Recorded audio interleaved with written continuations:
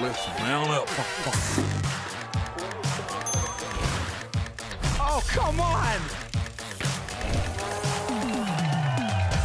Oh, no! Oh! Check for pulse. You have got to be kidding me!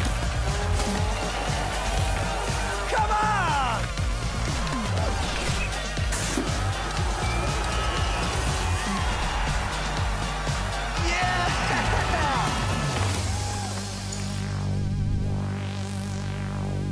Let's do this thing. What do you say? Day 3 of broadcast competition coming at you live from the birthplace of Crankworx itself, Whistler, British Columbia. After so many years missing our tradition, it's so great to be back. The village is packed with the world's best riders and the world's best mountain bike fans, rubbing elbows together. This is the spot to be if you've never experienced Crankworx Whistler. You got to make it out here, getting a Mill Johansson autograph on your forehead. Who doesn't want that? Swag to be had for days, and so much action coming at you today. But let's talk about yesterday real quick. It was the ultimate pump track challenge. It was an experiment. We tried out a different format, a different course. 4 riders, elbow to elbow. Adrien Loron taking home the win for the men. And then for the women, Caroline Buchanan was unstoppable all day. #1 qualifier, backing that up with earning herself a gold medal, which brings us to today, Thursday, day 3 of competition. And today we're going to mix some worlds. It's all about the CLIF Speed and Style slalom racing with 2 jumps in the middle, tricks for days, speed for days. So much action. We need 3 people up here in the booth to talk about it. I'm going to be your host. My name's Cam McCall. We got Alan Cook and Andrew Needling breaking down the action. Guys, this course is a little bit different than the way we kicked off the season in Innsbruck. That was more rolly, kind of BMX influence. This one's like a proper slalom course, isn't it, Andrew? Yeah, that is the key thing. There are some flat turns, and we saw it in the slalom. They ran some of the same corners, and there were some issues from some of the riders down the bottom. Now it's a longer track as well, so that gives someone that is better at speed a little bit of an advantage, but the tricks are going to be critical today. And we're seeing some great tricks in the preliminary matchups. We're going to be joining up in the round of 8, but the early rounds, 32 and 16, we saw some wild tricks, didn't we, Alan? Yeah, we saw some double backflips. We saw a lot of flip combinations. This is one of the most exciting events for me because it really brings those two, the most important things in competition, racing and speed and style. And, it's the type of race where it's never over. Even when they cross the finish line, it's still not over. Anybody can make up that time. It's never over, so I'm excited. Let's get this thing kicked off. 2 things I'm really fired up about with this CLIF Speed and Style is the fact that this is Whistler, so you have all the big names. Nobody misses Whistler. And also just the level that the female field is on right now. They're progressing at such a rapid rate. So expect to see some really heated battles between the women's category and some tricks that we may not have ever seen before. So if this is your first time watching Speed and Style, we got to explain it for you a little bit. If you know dual slalom, it's very similar, but the only difference is we have 2 jumps on the course. Explain to me, Alan, how the scoring works and how that plays into the time. Well, first thing we're going to be focused on is speed. So speed's basic. That's just like in slalom. But, it's not just up to speed. You can actually make up that time with your tricks. We're going to have a max differential of 2 seconds. So that's going to keep the racing tight all the way through. And then we get to the style.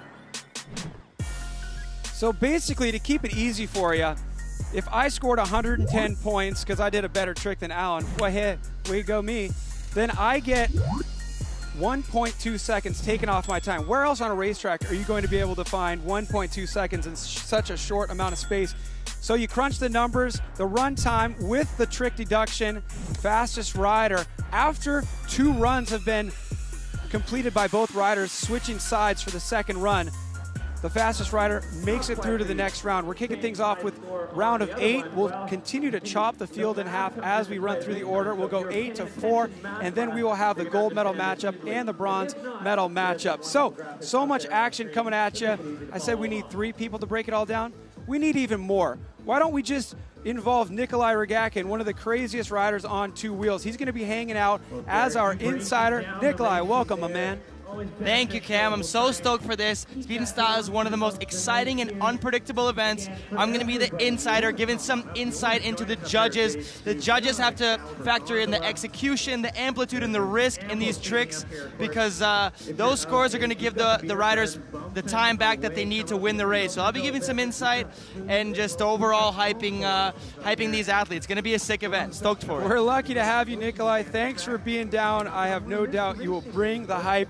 It's also pretty cool to have some insight from somebody who not only knows tricks, but he's standing right alongside the judges and able to hear what they're saying. And those tricks obviously playing a huge part in who makes it out of these elimination rounds.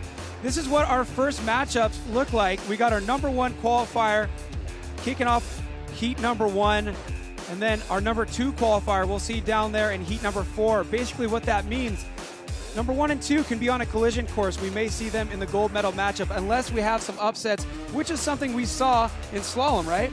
Absolutely. Upsets is one of the things that can happen, and that's one of the things that keeps this speed and style category so exciting. Is a rider may fall back and they might make they have a plan on the trick, but they make a little mistake in a turn. They can make up that time by elevating their trick. So these riders are going to be making decisions on the fly. It's going to be exciting from start to finish.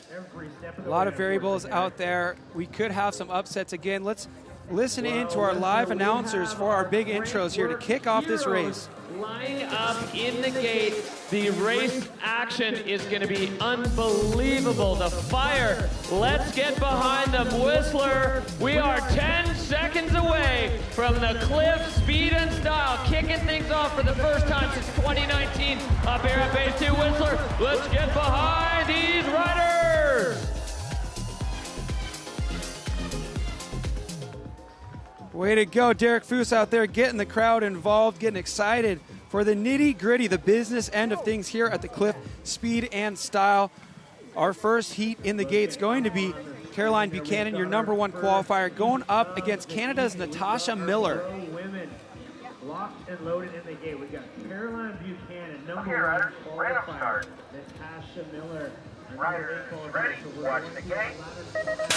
We're going to get this final kicked off with Caroline getting a solid gate out of the turn. This is where things are going to get interesting. We're going to come into that first trick jump. Oh, and Caroline under-rotates the backflip on the first run. That's going to be a ride through from Natasha and a maximum gap of 2 seconds. So Caroline's not out. She has the opportunity to come back. And as the fastest qualifier, the number 1 qualifier, you know she's got that flip in the bag. She's going to come back strong, and there is a possibility she can come back and make up that 2-second differential. Andrew, that is not something we see very often from a rider who's so consistent like Caroline Buchanan. She's been working so hard on her tricks. What do you think happened there? No, that is really uncharacteristic from Caroline Buchanan. She was talking about even doing a front flip. You could see she did set up for that backflip, sort of a little bit hesitant, I think, on the speed, and you saw an under rotation. So that is a tough pill to swallow for Caroline, both physically and mentally, because now hopefully she's not hurt. You can see how devastated I think she is. It's not just the physical pain that she's feeling. Yeah, it's a bit of an under rotation. So you see her lean off the lip right there, and she tucks to get her rotation going a little faster. And she was just a hair under rotated and also just came up a little bit short. You saw when she pulled her elbows in to try to make that circle a little smaller, she knew she was coming up a little short and just wasn't quite enough airtime to get it around. And that's the tough thing, I think, when you've got tricks on your mind. You've got to do the speed, but it looks like she wanted to set up early for the backflip, get composed, but she sort of missed a bit of drive into that lip. Nikolai, do you think it was the setup, trying to think about staying low, considering that this is a race? Do you think that's what led to this crash? The backflip for the ladies is a huge scoring trick. Caroline, she's the first place qualifier, so she doesn't even necessarily need to do that, but she's risking it. She does the flip. She missed the pull a little bit. It's a little windy out here, and things go wrong so fast. Just coming up short, and it ends up being a huge crash. So she's doing the flip because it would be a huge reward, but sometimes it goes like that, and hopefully she can bounce back. Now, Nikolai, you've been watching all the preliminary rounds, round of 32, round of 16. Has Caroline been flipping all day? Caroline has the flips on lock. I was just with her at Crankworx in Silver Star. She did a winning run there, dialed flips all the time. She's usually so dialed with it. She's devastated right now because she knows that's a mistake she could have avoided. But like I said, in Speed and Style, it's so unpredictable, so anything can happen. Thanks a lot, Nikolai. Well, bummer there for Caroline. You can see hopefully she's not feeling some pain, and you know, she can get back out there and try to claw back from under that 2-second max differential. It's great to have that out here. So if you do miss a gate or you do have a crash in your run 1 of 2, it doesn't necessarily mean that your night's over. But right now we're gonna rack up heat number 2 into the gate. Harriet Burbage-Smith going up against Alma Wiggberg. Yeah, Alma, a little bit of a new face out here on the Crankworx World Tour, our number 4 qualifier. Let's see if she can keep that momentum rolling against the veterans. Solid start for both women off the gate. They're going to tighten up here and head to that first trick jump. Let's see what Alma's got. Big, lofty 360. Wow, and she lands it first in competition for the females. That is an amazing trick from Alma. She has lost time, though, on the speed, but that is a national pump track and enduro champion. So can she pull back some time here on these turns? We are coming down into the second trick jump. It is pretty neck and neck. Big tuck no-hander out of Alma. Catching back up. They're going to tighten up and come right down to the finish in these last flat turns. It's neck and neck. Alma out front here, so she's going to take the lead and potentially better scoring on the jumps as well. No way. That flat spin 360 from Alma Wiggberg was so stylish. And we haven't seen that in the women's category at Crankworx Speed and Style yet. Just showing we're breaking barriers every single event that we run. There was so much style on that. I like, personally, when you under-rotate a 360 as opposed to over-rotating them. I feel like it's showing some nice lazy style. But I almost thought for a second that she was going to land at 270. Yeah, let's get a look at it here. So she spins off of, you see her head looking all the way around to find that landing. She comes up a few degrees short, and that's kind of what made her lose that momentum, but she was able to put down the pedals really hard. Yes, yes, yes! Yes! Yes! You can see Nikolai just as stoked as us up there. Wow. Nikolai loving every second of that flat spin 360. I saw that as soon as she noticed, she spotted her landing and could recognize she was a little under, she extended her legs and just pumped the last few degrees of rotation out of that. Harriet Burbage-Smith playing some nice defense with the tuck no-handers though, but Alma looking pretty impressive coming into this thing. She's the number 4 qualifier. Harriet was the number 5. As we move things over to the number 3 qualifier in the gate right now, Via Verbeek. She's had quite the week already, going up against the winner from Innsbruck, Robin Goomes. Ready, watch the gate.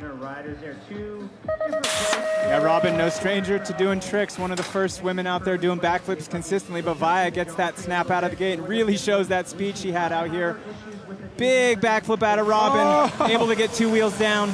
And this is the classic speed and style. Via Verbeek winning dual slalom earlier in the week. So she is focusing on the speed. Robin Goomes, though, is no slouch in these turns. We know how big her tricks are. She has won whip-offs here at the Crankworx event. Wow, she has evened it up here. Looks like a suicide from her. Couldn't quite catch what Via had in the tank there. So Via out front with the speed neatly through those last turns. Via Verbeek crossing the finish line almost a second ahead of Robin Goomes. But you gotta believe that backflip from Goomes is going to play into the equation here. It'll be interesting to see who's leading when they get back up to the top for their second run. We're going to know here shortly. Here we go. After the trick scores were factored into the equation, Robin Goomes is leading this matchup by 0.47. Really appreciate that one. Yeah. Walking on the bars, realizing, wait, still going up in the air. Let's take my hands back off. Here we get a replay here. Let's look at Robin pull this backflip. Nice and smooth. You can see the difference there, how both tires get all the way to the landing, and that kind of just shows where Caroline had that problem where her front tire ended up on the top. Really smooth. It looks like Via went for the tuck no-hander. Maybe the wind caught her a little bit, and a little bit nosedive there.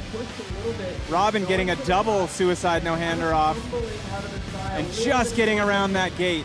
Yeah, bravo. Nice little golf clap there from Nikolai Regatkin. You know, going for that double no-hander kind of reminds me of when we would see people lock into those tricks that are, you know, kind of unconventional, but if you can take a suicide no-hander and figure out a way to get a couple more points squeezed out of it, that's what speed and style is all about. Nikolai, you were liking what you saw down there.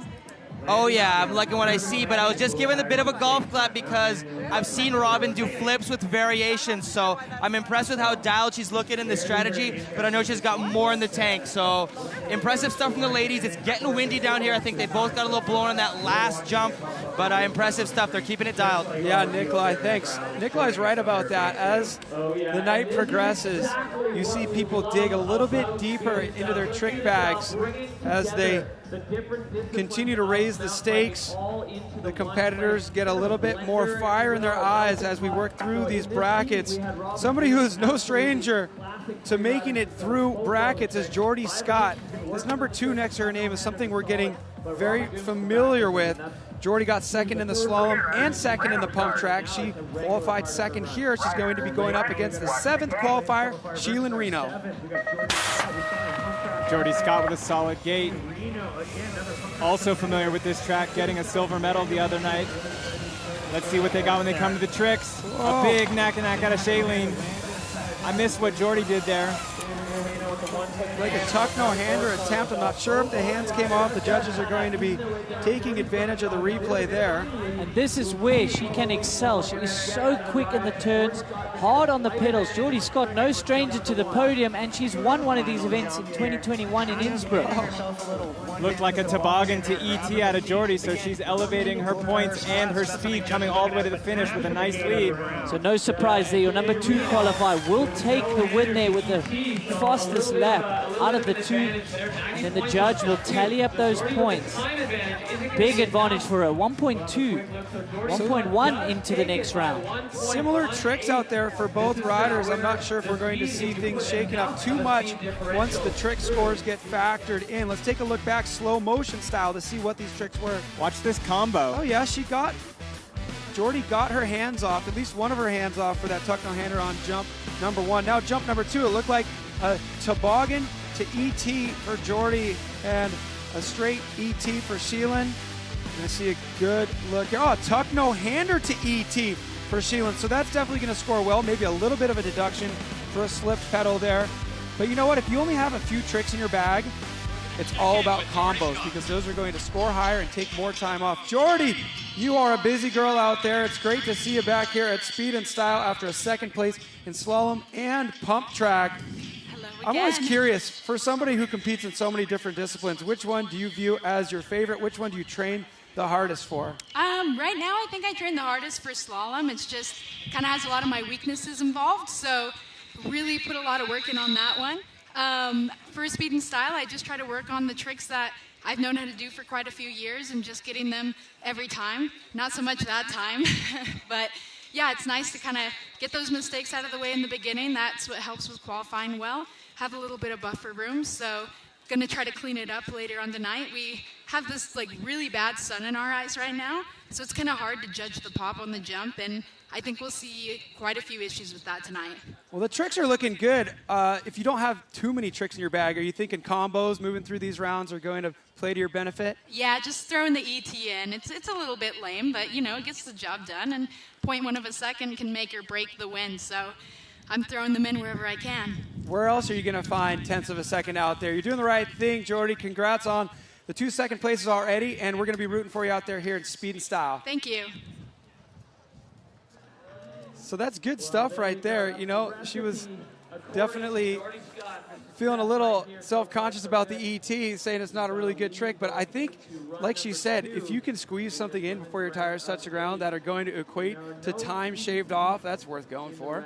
Absolutely. I mean, and she was alluding to maybe some of the issues that Caroline was having, talking about that sun in your eyes and kind of missing that pop. What happens when the sun is in your eyes off the lip? It's just a black wall. I mean, I know you know that. It's just a black wall off the lip, and knowing when you need to pull off and when to pop to level your bike out to get those tricks off, it's going to be difficult, especially in wind. So we got a lot of factors out here. Yeah, I mean, doing a backflip is more about timing than any sort of like power or real, I mean, the athleticism aside, it's about timing and it's about confidence. And when sun's in your eyes, you lose both of those. Yeah, any slight bit of hesitation could result in that under rotation, and that's what we saw out of Caroline. So earlier today, round of 16 for the men. We alluded to it earlier. There was a lot of action in there. Don't worry, just because it's not in the broadcast doesn't mean we're not going to show you a highlights packet. Take a look here. Tomas Lemoine, the #1 qualifier going up against Theodor Kovac. Well, you can't be surprised. Tomas Lemoine is the winningest rider here in Speed and Style. So no surprise there. And Theodor Kovac gave him a run for money back in Innsbruck, but it's actually going to just be a mistake that these riders need from Tomas Lemoine to get through to him, or through him this week. We always talk about heats that could be a final. That one was the final in Innsbruck, with Lemoine taking the win and Kovac taking the silver. Lemoine making it through, knocking Kovac out. We just see this here. Bas van Steenbergen versus a kid with a lot of tricks there, Dylan Butcher. He used those tricks to his advantage, knocked Bas van Steenbergen out, which is definitely going to play into the equation for our King of Crankworx overall. Now, Adrien Loron, fresh off a win in Pump Track last night, going up against a decorated Speed and Style athlete, Greg Watts. Yeah, and Adrien Loron on borrowed equipment as well, taking that win in Pump Track. So that's awesome to see him go through. And that's a big upset because Greg Watts is one of the most solid riders out there. Look at this name right here. I mean, a few years ago, you'd say, of course, we got Jackson Goldstone riding fast and doing tricks. But in the past couple years, this kid has proven himself on the World Cup circuit. The Junior World Champion reigning, and he's pretty much winning every single stop in the Junior World Cup category. Great to have him out here on home turf competing in CLIF Speed and Style. This is what our quarterfinals, round of 8 matchups look like for the men, you guys. Yeah, we got all the heavy hitters in there. It's going to be a great final. So another case of the classic collision course between number 2 qualifier Bernd Winkler and number 1 qualifier Tomas Lemoine, the guy who also won the first stop of the 2022 Crankworx World Tour in Innsbruck, looking to get 2 in a row here. And of course, he's always one of our favorites on the tour, somebody we always keep track of when it comes to the King of Crankworx overall. So we decided to throw a camera in his face with a microphone and pick his brain. I think if you want to be a good speed and style rider today, you need both speed and style, because there is big gaps, you know, now with the tricks. And if you don't do tricks, or if you do very low tricks, you lose a lot of points compared to guys that do big tricks. I think that's what it should be, because if it's speed and style, you can just do speed, you know what I mean? So I think it's really important to have both.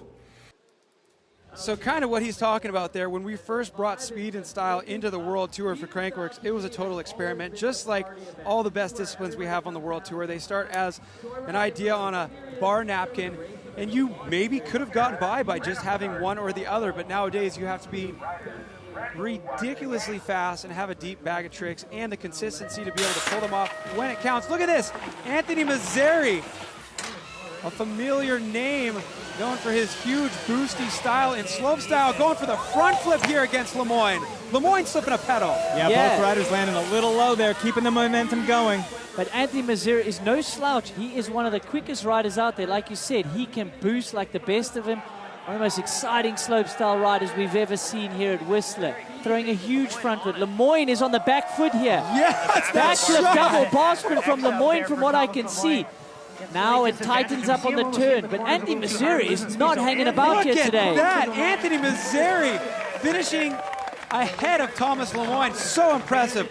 Now, Anthony Mazzeri qualifying in 9th position, crossing the line ahead of the number 1 qualifier. Great to see Anthony Mazzeri out here. One of the best bike handlers on earth. This kid has done stuff that nobody else has done. And it's great to see him applying those skills to speed and style here. He is whooped.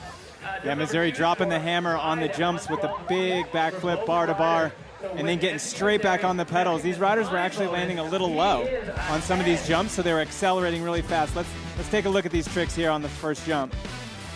Mazzeri with a big front flip. You could tell he was going for the tuck, so you know these riders want more. It looked like Lemoine had either a double or a triple truck, landing quite low. Double bar spin to X up is what it was for Lemoine. Yeah, so losing points there with dropping the foot.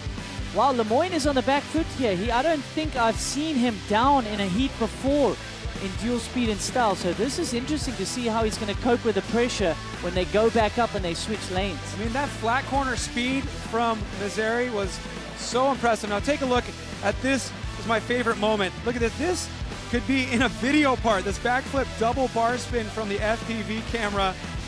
Somebody give Anthony that shot for his next video part. Here's another look at that.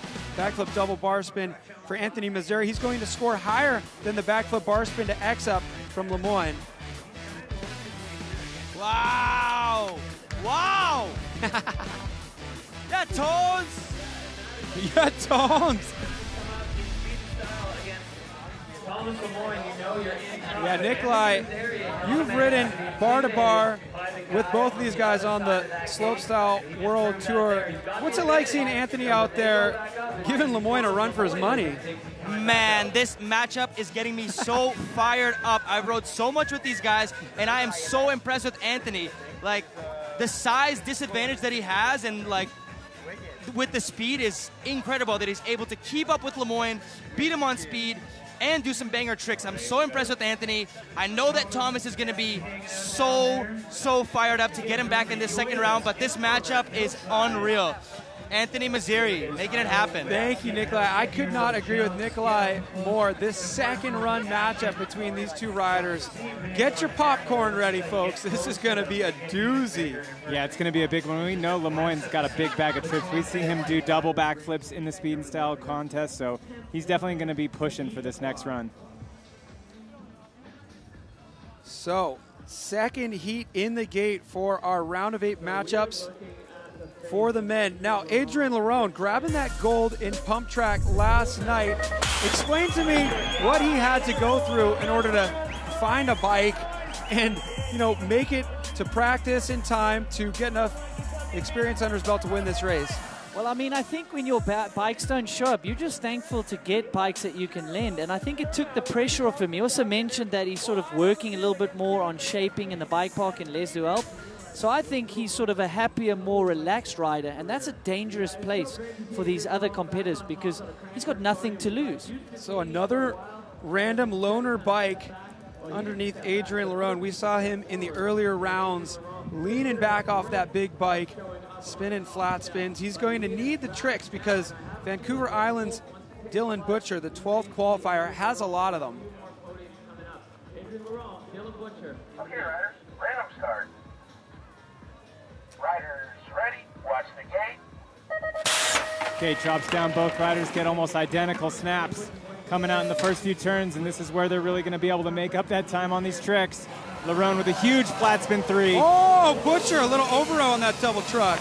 Man, Adrien Loron, it looks so clunky, but he's able to get that bike around. But he's focusing heavily on speed here, qualifying in the 4th position. Look at those pedal strokes out of the turn. He's going to be a tough man to beat here. I mean, look at him right now. Looks like a flip from him on that second jump. Oh, is that a triple truck for Butcher? Larone with a commanding lead, just bringing it home. He nailed those tricks. Solid. Butcher just looking to keep it close there because the technical difficulty factor of those tricks he was doing is going to get him closer to that speed time of Adrien Loron. But what's it going to be? Adrien Loron, the leader by 0.29 going into their second run. Adrien Loron looks good on that bike. He does, yeah. Generally, we see him on a more trick style, maybe a pump track bike, but this is a traditional trail bike and possibly even with a mullet setup, which is a little bit bigger front wheel than the rear wheel. He's making it work. He's using that front wheel for the traction. No way. He's using that back wheel for the turns and really putting the power down. He's making that borrowed trail bike work for him. Let's look at this flip. Well, that's a flip. We know what that is. Let's look at Dylan Butcher. I think it's an X up to X up to X up 360. The judges are trying to figure out, what do we do with that? It reminds me of a rider who's been so successful and decorated in speed and style, Jakob Wenzel, who became the master of coming up with his own combinations and squeaking things in at the last minute to get just a few more points out of each jump. So Dylan Butcher will be 0.29 behind Adrien Loron. We'll send them back up to the top of the course to switch sides, do it all over again. Only one can make it into the round of 4. Now up in the gate, Jackson Goldstone going up against Billy Meeklam. Jackson running Maxxis Icon tires, 40 PSI in the front, 35 PSI in the rear. That's a race setup. That is not a setup you would see at the dirt jumps. Jackson doing a lot of racing these days, so he's probably learned a lot the past couple years about how to set up a bike for speed. Yeah, absolutely. Those Icon tires on this track, they're going to play really good for speed, but it's going to make that line for traction really, really thin. Just hanging on in some of this dry, loose dirt with those small knobbies. But they want the traction. They want the pop off the jumps. Let's see what they can do. Okay, riders, random start. Riders ready, watch the gate. Gate comes down. Jackson with a slight disadvantage into the first turn. They're going to round turn number 2 and come into these tricks. Let's see what they got. Meeklam with a truck. Goldstone with a big corked 3. Let's see what they can do.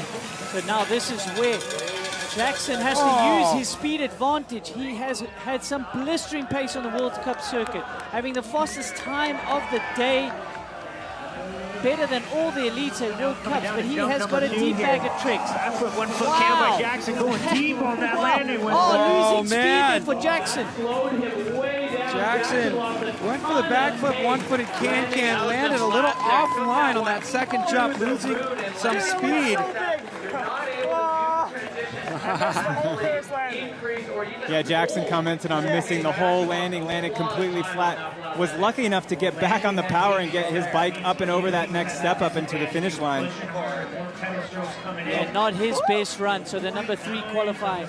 Not having his best run, but Billy Meeklam, he burst onto the scene, winning in 2019 in Road to Ruhr. So we had a truck driver for Meeklam and a 360 toboggan. I love that spinning towards your front foot style there for Jackson Goldstone. He was so fast through these berms. And here's where Jackson had a little bit of a mistake. That backflip one-footed can going up against that very stylish 360 click table to Euro for Billy Meeklam. But there's where we saw Jackson get a little offline. We're going to get a good angle on it here. So yeah, I mean, these riders are pushing their speed. There's a big chance that every time they hit these ramps from here on out, it will be the fastest they are going the entire day at these ramps. So learning how to adjust the rotations, adjust your distance, all while racing the guy next to you. There's a lot going on out there. Here's that moment for Jackson here, long. Jackson, great to see you out here racing speed and style. Has it been a while since you've worked on your tricks, since you've been focusing on racing so much, or have you been keeping those skills fresh? Yeah, definitely a little washed up on the tricks, but still, tried some new stuff in practice. Came into that last jump a little hot, but clean it up for next one. I wasn't suggesting that you look rusty. I was trying to figure out how you look like you're so cozy on the dirt jump bike when you've been racing World Cup downhill a ton. I see you have the mechanical gyro on there. Is that hard in the flat corners at all, or is it working fine? I guess you're not really braking too much in the flat corners, so it's not too bad. But yeah, I'm not really doing bar spin, so I don't know if I actually need it. But it's just kind of like how I ride in it. So yeah. Number 3 qualifier out there, Jackson, looking good. Good luck. Thank you. Good stuff there from Jackson Goldstone. We've all watched that kid grow up in the Whistler Village from the days when he was scooting around on a run bike, putting on a show for everybody in the village, going off the stairs. And we're always wondering, is he going to pursue slopestyle? Is he going to pursue racing? And that question's answered now. Yeah, I think he's going to have a long, successful career in both. So back up to the top, number 10 qualifier, Dylan Crane from the States, going up against Austria's Bernd Winkler, the number 2 qualifier. Both riders out, heading in, and this is where that big jump's going to come in. Let's see what Bernd has. Big triple truck driver, so he's stacking the points on that first jump. Wow, clean from Bernd Winkler. No slouch in speed and style, coming up a 4th place at round 1 in Innsbruck. But Dylan Crane a little bit ahead here on speed. But this is where Bernd will take the inside berm, gain some of that back, neck and neck. Looks like a flip pass spin, and then, a big crash from Dylan. So Dylan Crane having a little bit of an over-rotation and getting bucked over the bars there at the end, but Bernd pulls the power all the way to the end. That's one of the things is, you can't let up. Even when your fellow competitor next to you maybe has a mistake and you get a big lead, you got to keep pushing because it's a build from the beginning to the end. And these riders are building all the way to that final race. And if you let up just that little bit, it could throw off your rhythm, and you might not be able to pick it back up in the next run. So it was nice to see Bernd bring that all the way to the line. Also good to see Dylan Crane here stepping out of his comfort zone, going for the backflip. You see he over-rotated a little bit. What you do when you're over-rotating a backflip is you grab that rear brake to make sure you don't loop out. But grabbing that rear brake slows down all of your momentum And as that front tire hits the ground, you're slowed down just enough to where that impact is doubled. It's all good. All good. Well, that's good to hear. I'm not gonna do the second run. No. I hit my head real hard. Wow, well, that's impressive to see these riders being smart out there with their brain safety. Sounds like he's going to maybe take a bye, let his brain rest, and hopefully we'll see him back at some more competitions this week. We were talking about that off air earlier. It's just nice to have that knowledge these days that if you hit your head hard, you should just take a chill pill. And seeing athletes out here at the highest level compete and making that decision, it's great to see. You only got one of those brains. We're taking a look at our current standings for the quarterfinals. Anthony, Missouri with the advantage over Lemoine. Larone with the advantage over Butcher. Meeklam over Goldstone, and Winkler over Crane. Winkler will have the advantage of taking that bye once they get back out there.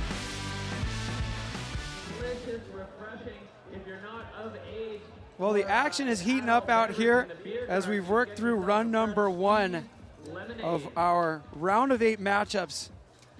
And we're going to take this opportunity to join somebody up in the booth with us. Welcome here, Casey Brown. It's great to have you standing alongside us watching this CLIF Speed and Style. You've competed in Speed and Style many times. You've also been getting really involved with free riding out in the desert, stuff like Proving Grounds. What do you think about the progression in the women's category at CLIF Speed and Style the last couple of years? Oh my God, Cam, it's insane to see the progression these days. Like every single event, every single Speed and Style event, there's new tricks being thrown down for the first time for the women. And I mean, I get to kind of see it from the back end as well. I'm seeing Robin like practicing on the airbag. I know what she's got up her sleeve. I know it's coming. So it's it's so exciting. So where is a lot of this training taking place? You said you watched Robin training on the airbag. Where's that going down?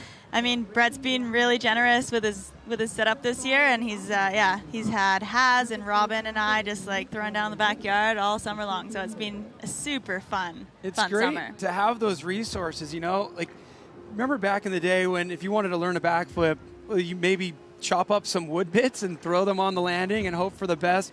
What do you think?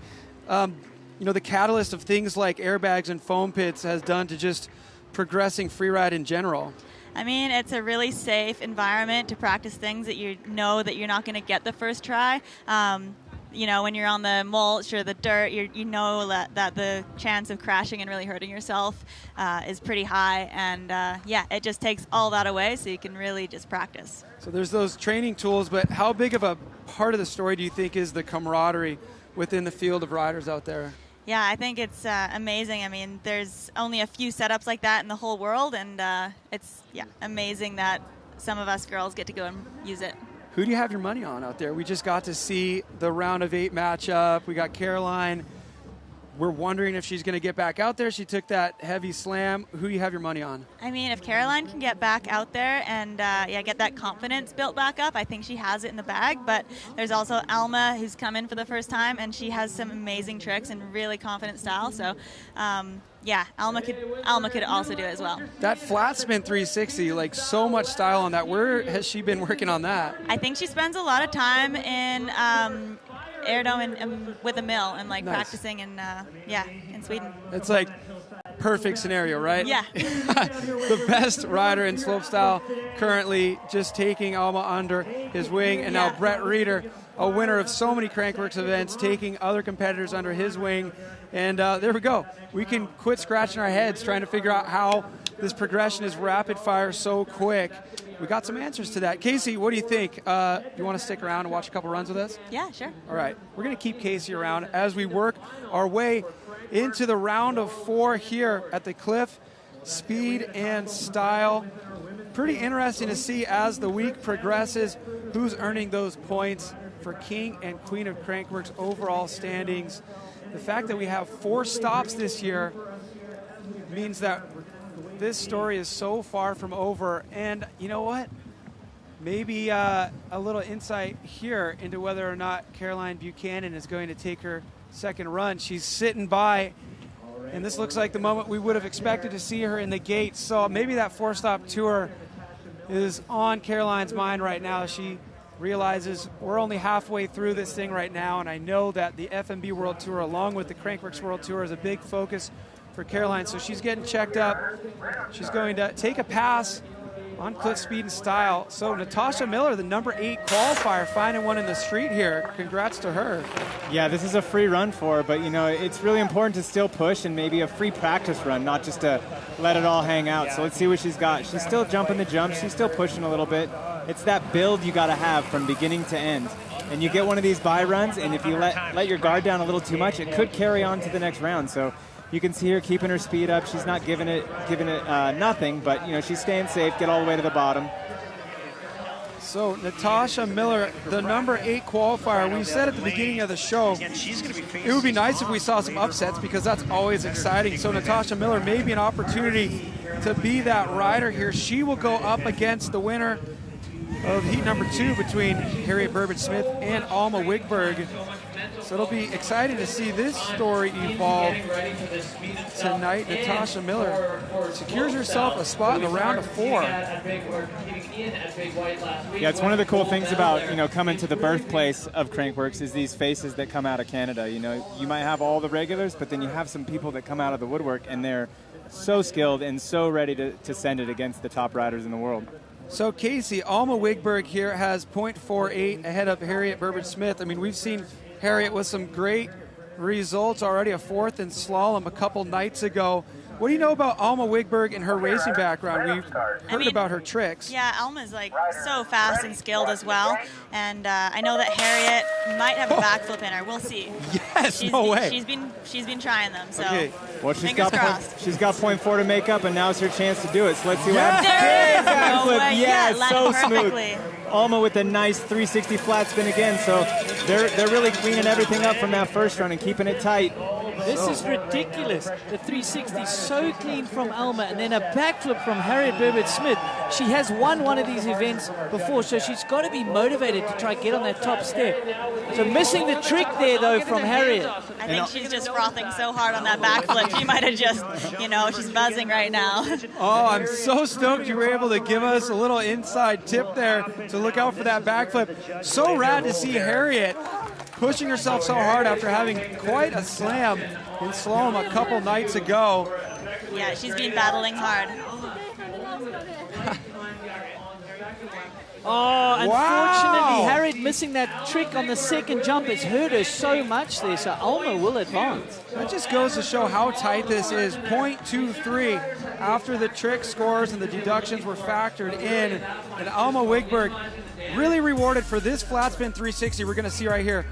Now, Nikolai, talk to me about how this will score differently, a backflip compared to a 360 for the women's category.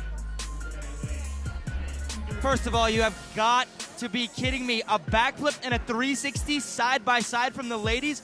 Absolutely incredible stuff. The 360 is just such a technical maneuver. It's so much easier to mess up than a flip in terms of going on the wrong rotational axis, but Alma cleans it 2 for 2 on the spins. So stoked to see Harriet stomping the flip. I think it's the first time for her flipping in speed and style, so wow, I'm actually blown away by the skill of these girls. They are pushing it with the tricks and the rotations. So good to see. Thank you, Nikolai. And it really goes to show how tight it is. What the game changer was there was Alma getting the hands off on that tuck no-hander. She had a little bit more points for the 360, a little bit more points for getting the hands off. And that's what led her to .23 ahead of Harriet. Yeah, and that's where Jordy Scott just going for an ET and getting 0.1 of a second. Harriet actually got minus some points there for not landing a trick. So that's tough. You've got to at least get a toboggan or a one-hander or an ET. Yeah, there has to be something in the mix. Yeah, kind of going back to some of the stuff we've heard, you know, with the wind and with the sun. You know, it's really hard to be committed and stick through and really get those tricks off. So Via Verbeek in the gate right now, lining up against Robin Goombs. Via knows a thing or two about setting up a bike. She won the slalom and the air DH already this week. Let's take a look at what tires she's decided to run on her bike, how much pressure she decided to run for this pretty technical CLIF Speed and Style course. Like we said before, a legitimate race course that just happens to have 2 jumps on it. Take a look at Via Verbeek's Maxxis bike check.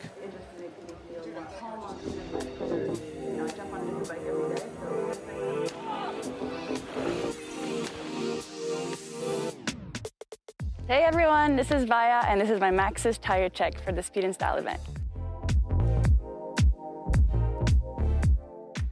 I'm running medium DHF and DHR2 in the back. That's literally my go-to combo for a lot of my bikes, which is why I kind of like keep those shoes for different bikes. It just makes me feel more at home on either bike, whether, you know, I jump on a different bike every day, so this makes them feel very much the same.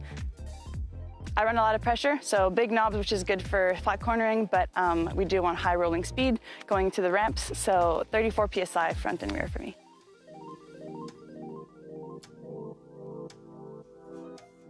Both of these are in EXOs, just like a lighter tire. Light and fast is the name of the game. Thank you for watching my Max's tire check, and we'll see you guys at Speed and Style.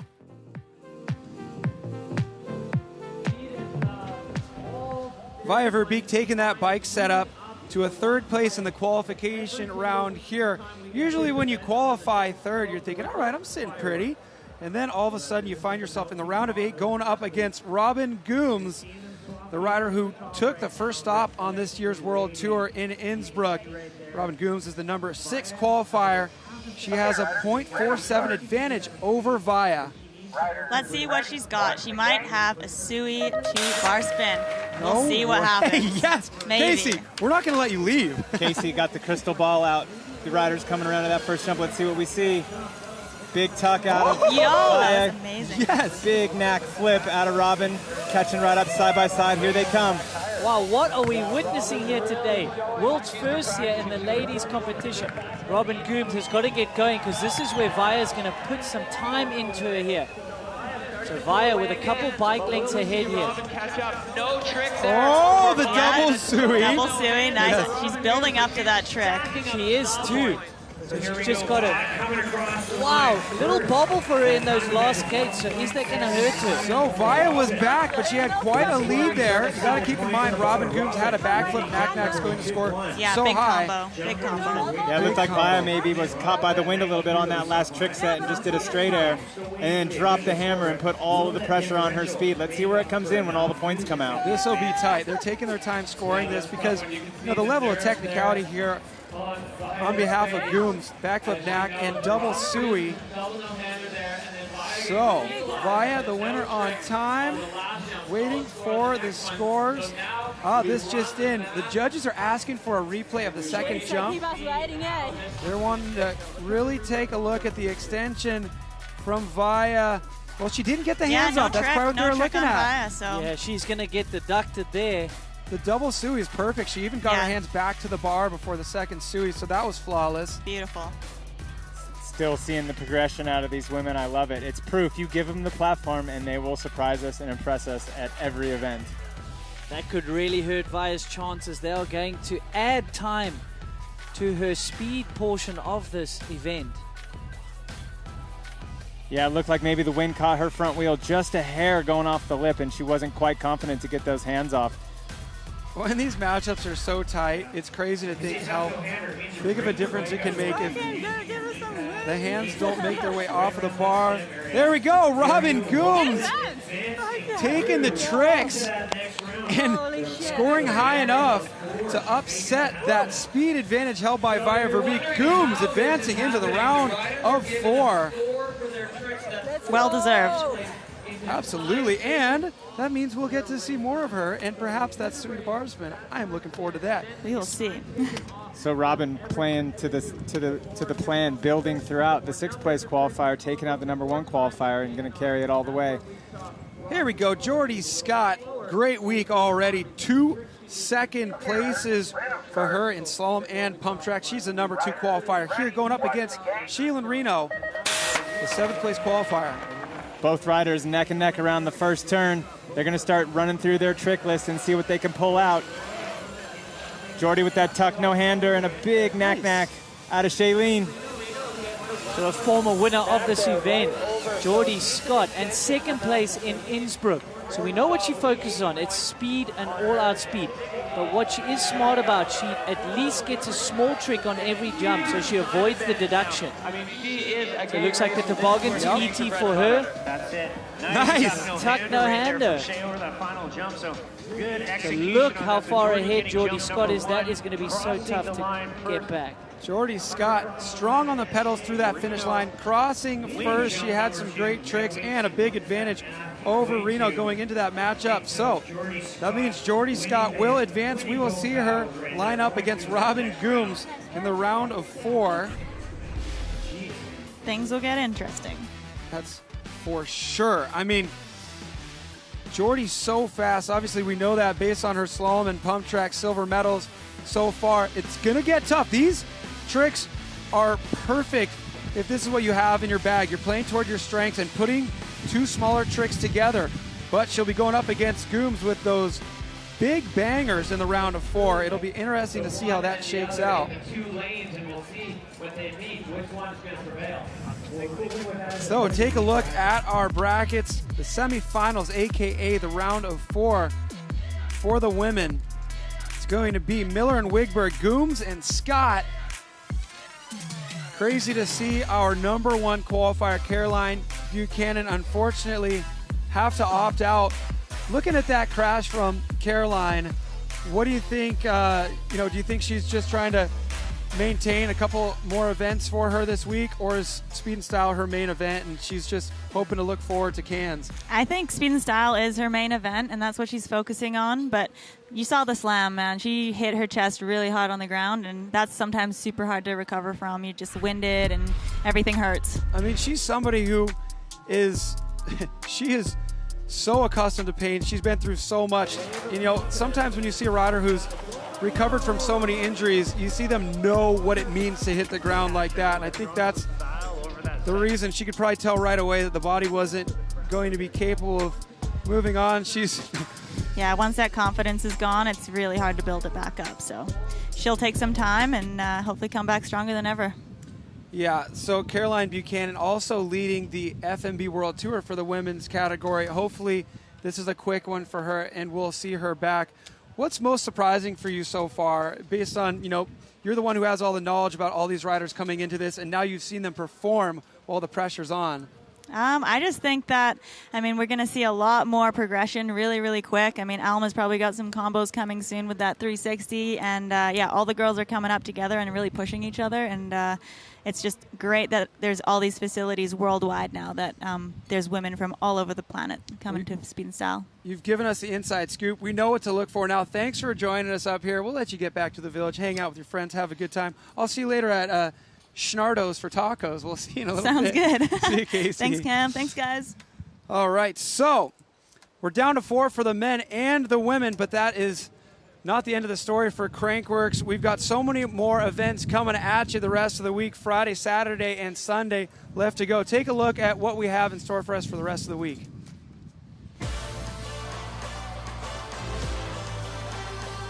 Yo, it's been a while, but we're finally back here in Whistler. Tag along as we show you all the courses from Crankworx. This is the Red Bull Super Core preview. There's a lot of lines down here too. Track is rough. It does not let up at all. Nice water, fresh track for us. Oh, sweet double. This year we got new shocks and whale tail in and out. Lots of massive flatty. And we're going head to head to head to head. All right, we're dropping into this 4-person pump track. Big triple to start things off. Whoa. Left hip. Whoa, what is this? Whoa.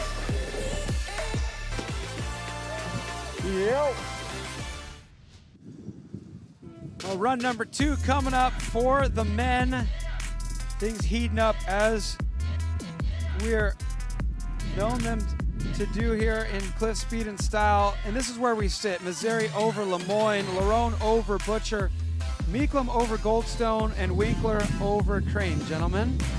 Couple of upsets possible out there. Some of those higher higher qualifying riders having a little mistake, so they're going to be looking to make up that time, and this is one of those amazing opportunities where you can make up time with your creativity and not just speed. So this is a tight one right here. This is probably the one I'm most excited for. Tomas Lemoine against Anthony Mezzeri. This guy is somebody, I mean, we could have a drinking game for every time we say Lemoine at a Crankworx Festival. Just look at this list of accolades. Speed Style Innsbruck 2022 to kick the season off with a win. Well, he did it in Innsbruck 2 years in a row, 3 years in a row. And 2020, a big win for him in Rotorua. So a guy who's very much in the race for King of Crankworx. We will also see him on Saturday competing in the slopestyle, an event that Anthony Mezzeri is famous for. That's how he started his career, right here on the Boneyard slopestyle course. We're so excited to see him back with an advantage of 0.14 over Tomas Lemoine. Gate drops down. Both riders are going to give it everything they have. You know Lemoine has some big tricks in his mind. He needs to make up that deficit. Let's see what he's got. Double truck out of Lemoine, playing it a little safe, but he's got the power down. With a front flip tuck no-hander for Anthony Mezzeri. Up in the ante, he just had a straight front flip in run number 1. Lemoine hard on the pedals. You can see how hard he's fighting on the speed portion. But the crowd is behind Anthony Mezzeri here. Backflip double Boston, it looked like from both riders. Comboing up as well. Yeah, these guys are neck and neck coming down. What is it going to be? Tomas Lemoine is so clean. Takes the win on the time portion. Okay, it's going to be close. We had some really big tricks from Anthony Mezzeri. Look at that. They are even on the trick points. No way. Wow, that is incredible. I don't think we've seen that many times before. And Lemoine will advance. Tomas Lemoine barely squeaking out of this run between himself and Anthony Mezzeri. Anthony Mezzeri, kudos to you, my man, for giving Lemoine a run for his money. We just saw that list of 4 wins in speed and style that Tomas Lemoine has in his back pocket and is in his trophy case. So, Lemoine, I mean, Mezzeri can pat himself on the back. Take a look at the extension from Mezzeri on this front flip tuck no-hander. Boom. Full extension on that front flip tuck no-hander. Maybe a little bit bigger trip than Lemoine right there, but he was in front of him, so it'd be interesting if, you know, if Mezzeri saw him ahead of him and knew he had to pull out that bigger trick. But Lemoine, one of the most calm riders out there. You could see it in his face with this double bar spin here. And at the finish line, going deep right there, but at the finish line grimacing, you know he was giving it everything that he had. He wants to advance. He wants another slopestyle gold medal. He wants to do it here in Whistler. Yeah, I think when you back Lemoine into a corner, you see how composed he is. And wow, Ragakin was loving the action, and as were we. But I think this is what Lemoine needed. I think he needed a little wake-up to realize how stiff the competition is today. And I think that's what he actually needed to go on to take this gold, is wake up early so he doesn't make a mistake later in the rounds. Nikolai, you are a sucker for the side-by-side bangers. Wasn't it great to see Anthony Mezzeri out there? He really did give Lemoine a run for his money. Oh, Cam, for a second there, I thought Anthony Mezzeri took down the Goliath of speed and style with the front flip no-hander, keeping up with him on speed. I'm so impressed with Anthony, but Tomas seems to know exactly what he needs to do, speed-wise and trick-wise, to get these victories done. Impressive stuff from Lemoine, but Mezzeri, wow, good stuff, buddy. So true. Thank you, Nikolai. Lemoine just knows what to do and when to do it. And this racing format gets tighter every single time we hold a speed and style event. We're seeing people squeak through by the hair on their chins, aren't we, Andrew? Yeah, but you can see he's got a system. He knows exactly what scores. I mean, he's doing a trick he can probably do in his sleep, and it scored 126. Same as Anthony Mezzeri. Maybe if I was the judges, I'll be asking them, come on, guys, a front flip with a combination surely scores higher than a 360 combo, but hey, that's why I'm sitting here talking and not crunching numbers. So this just in, Larone, the winner of last night's pump track competition, has the fastest time of the day so far in CLIF Speed and Style at 35.8. So he came from behind to win last night. Is that what he's planning to do right now? The 4th place qualifier going up against the 12th place qualifier. Advantage going to Larone right now. It's 0.29. Larone getting it done on the speed, no doubt, but also one of the most stylish 360s I've seen out of the entire field today. Let's see if he does it on his first jump. big lean back flat spin, straight on the pedals, back to that speed. Loron has really been working on the tricks. We all know how fast he is. Riding on a borrowed bike, coming off a big win in pump track. That takes all the pressure off you when you get into your next event. Big flip from Leroy. Dylan with that triple X up 360 on the pedals, bringing it all the way to the finish, sliding both tires. It's got to miss a gate there. Butcher clearly has missed a gate there, but he was hauling to the finish there. Yeah, that speed really got to him at the end there. You got to be so on point in those turns. It really all gets set up when you come out of that last right-hander. You got to jump out a little wide and get that apex started a little early. Otherwise, you're going to be late on that last gate, and that's what we saw happen to Dylan. He had to hop right over it. I mean, just inches offline for Dylan Butcher right there. Oh, man, if he didn't miss that gate, he would have advanced. That is absolutely insane. Well, we're going to take a look back. I'm going to point out what you got to look at right. Sorry, that's not the gate. Here it is coming up right this here. This one, Cam. Oh. There it is. So, you obviously want to be on this side of the gate. He bunny hops. This is what you're looking at right here. That's the flagpole. Dylan Butcher was on the wrong side of that. So despite seeing that graphic there, notifying us that Dylan Butcher would advance, they're going to take a look back at that footage and see that missed gate. So, Adrian Larone dodging a bullet here. That's racing. I mean, Adrien Loron knows exactly what that's like. Too bad, because we love to see those come from behind victories. Yeah, Butcher was really good. I mean, obviously missing the gate there, but the speed up into then, and obviously the tricks was incredible. He had to be fully committed. He had to lay it all on the line there, and that's what sometimes happens, unfortunately. So Dylan Butcher, Vancouver Island style, you get a whole lot of bike skills living over there. They have such a great bike culture, such a long heritage of pro riders coming out of the area. I'm going to take a look back at this run right here and some of these moments that were definite highs for Dylan Butcher, and then the big low of missing that gate. Jump number one. You know Larone's going to be leaning into that flat spin, but the combo there from Butcher. Yeah, the triple truck driver, a little over-rotated and back end high, but he was able to hold on to it and get straight. Oh, I guess it was, yeah, it was a double. X. And then he had to pull it around. He was looking like he was coming a little under-rotated. Here we are on the second jump, that triple X up 360. Oh, didn't quite get the third X. You could see the dust on the landing in that one. As soon as the dust kicked up, it started blowing. So you know these riders are dealing with the wind on these tricks. Yeah, an awesome thing with this track is the jumps. You can go for as big a trick as you want because the poles, the next gate is quite far out. In Innsbruck, the guys had to almost be a bit more conservative. So that is pretty exciting for us here. So we're letting our timing and scoring officials take a look at things, and it's official right now. Larone advances due to that missed gate from Dylan Butcher. So it will be Lemoine and Larone in heat number one of the round of four matchup. Two guys who have definitely squared up against each other many times, both in speed and style and pump track. Also guys who are looking for those points for the king of Crankworx overall. Larone rocketing himself up into second place in those standings right now, so every point matters here today in speed and style. But now we got Billy Meeklam ahead of Jackson Goldstone by just under a second. So Jackson Goldstone backed into a corner. Let's see how he handles this.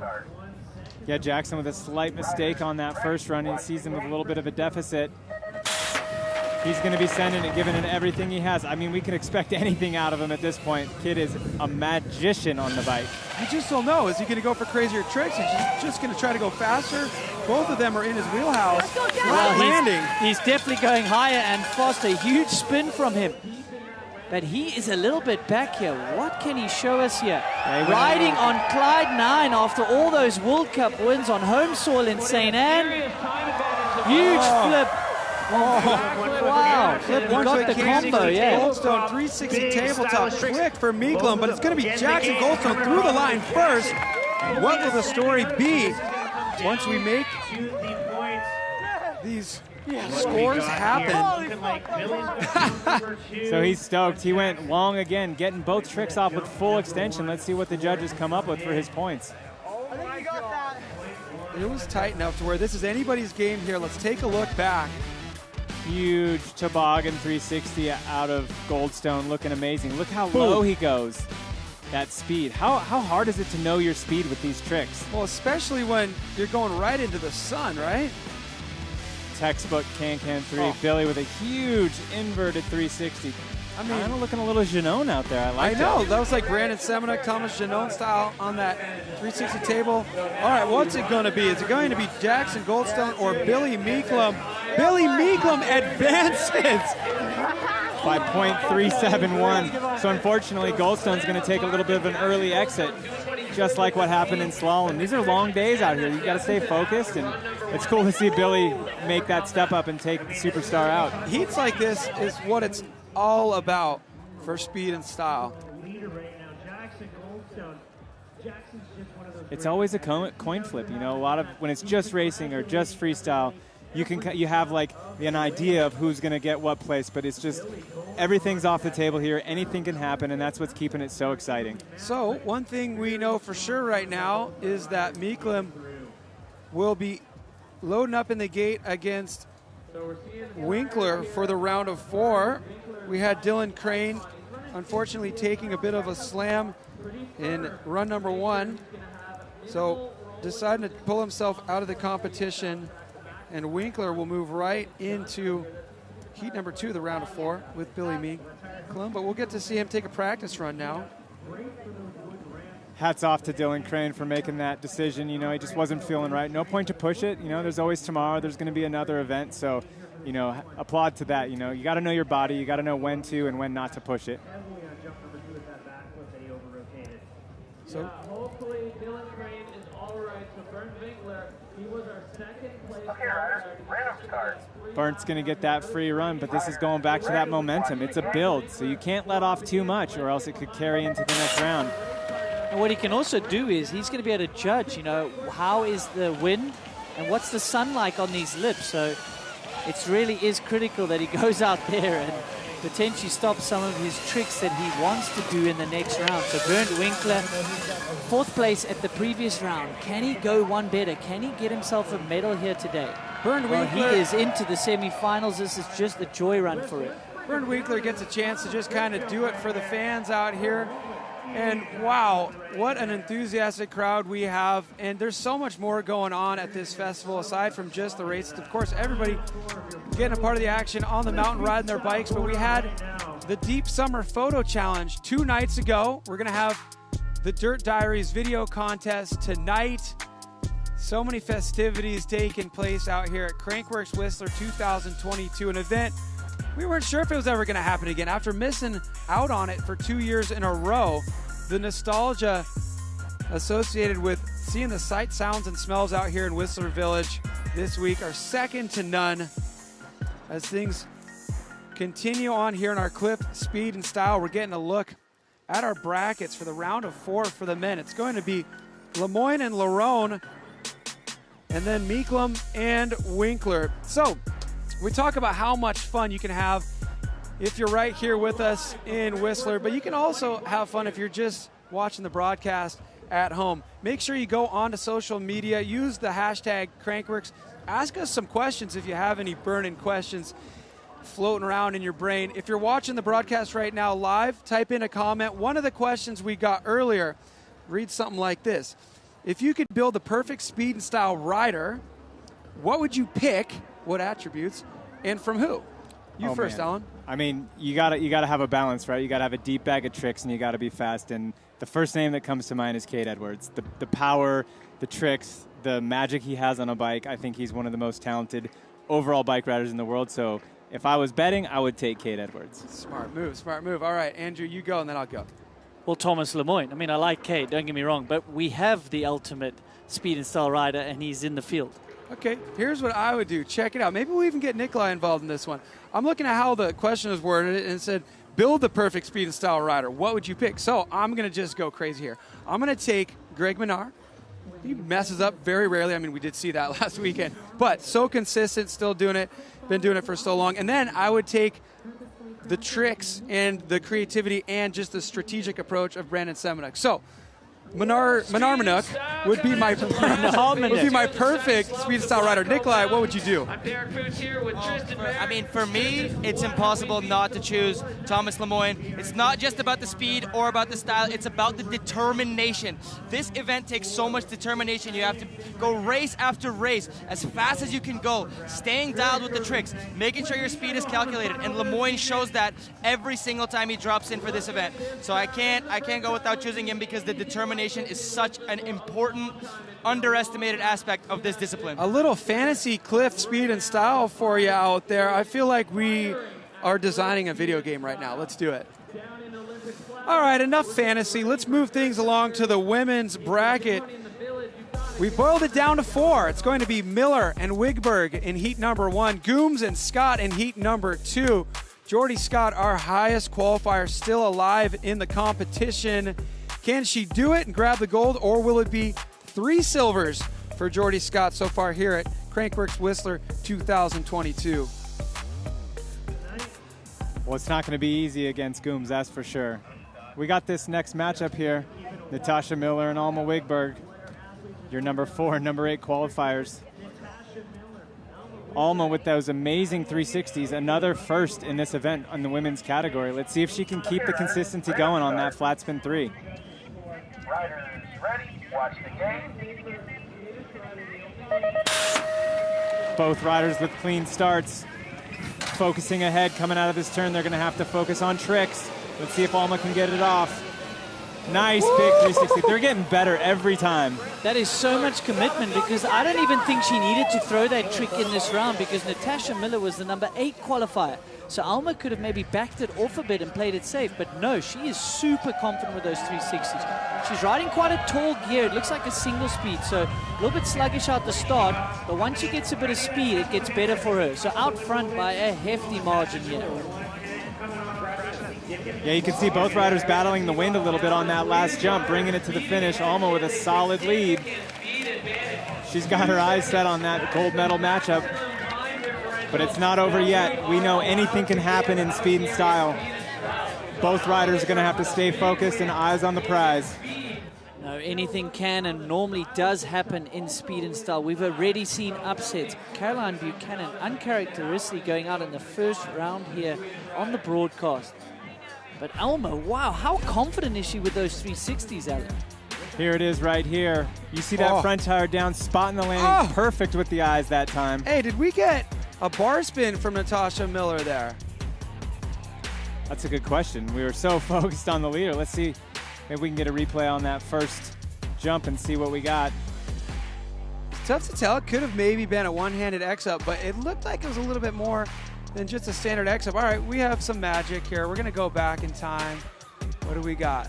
She does throw the bars. I love it. Hopefully the judges saw that as well.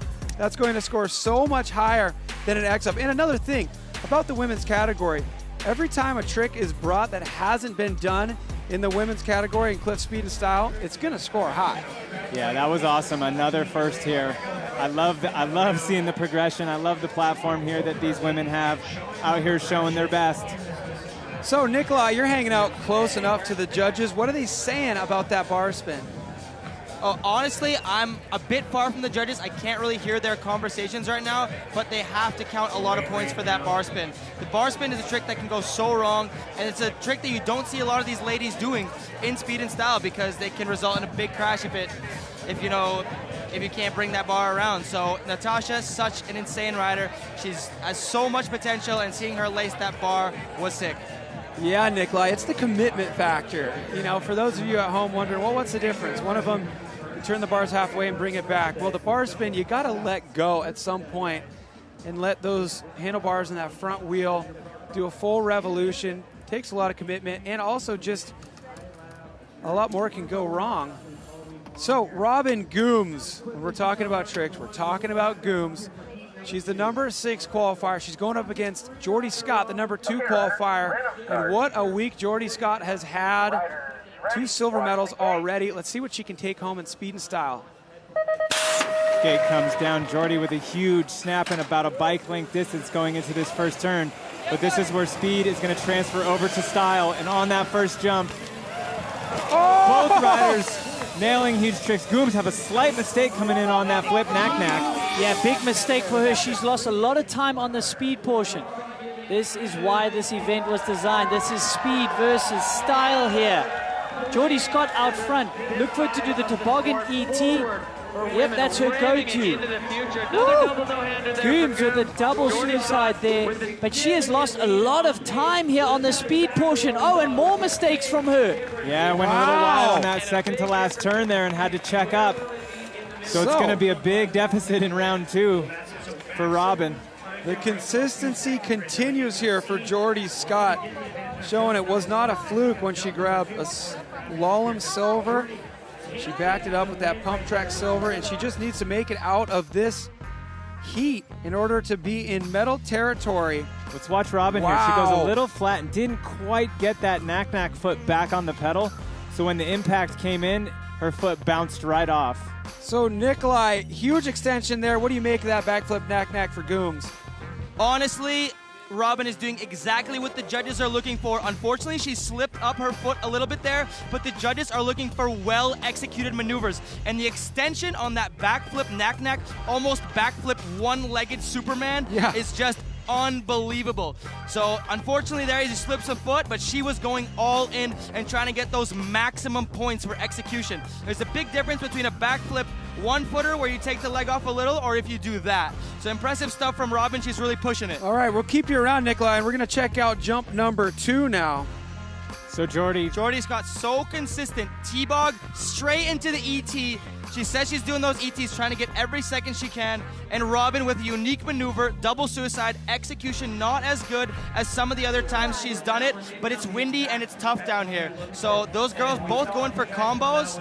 They are doing exactly what the judges are looking for with their strategies, and that's why they've come this far. Thank you, Nikolai. Let's see what the judges do with those trick scores right now.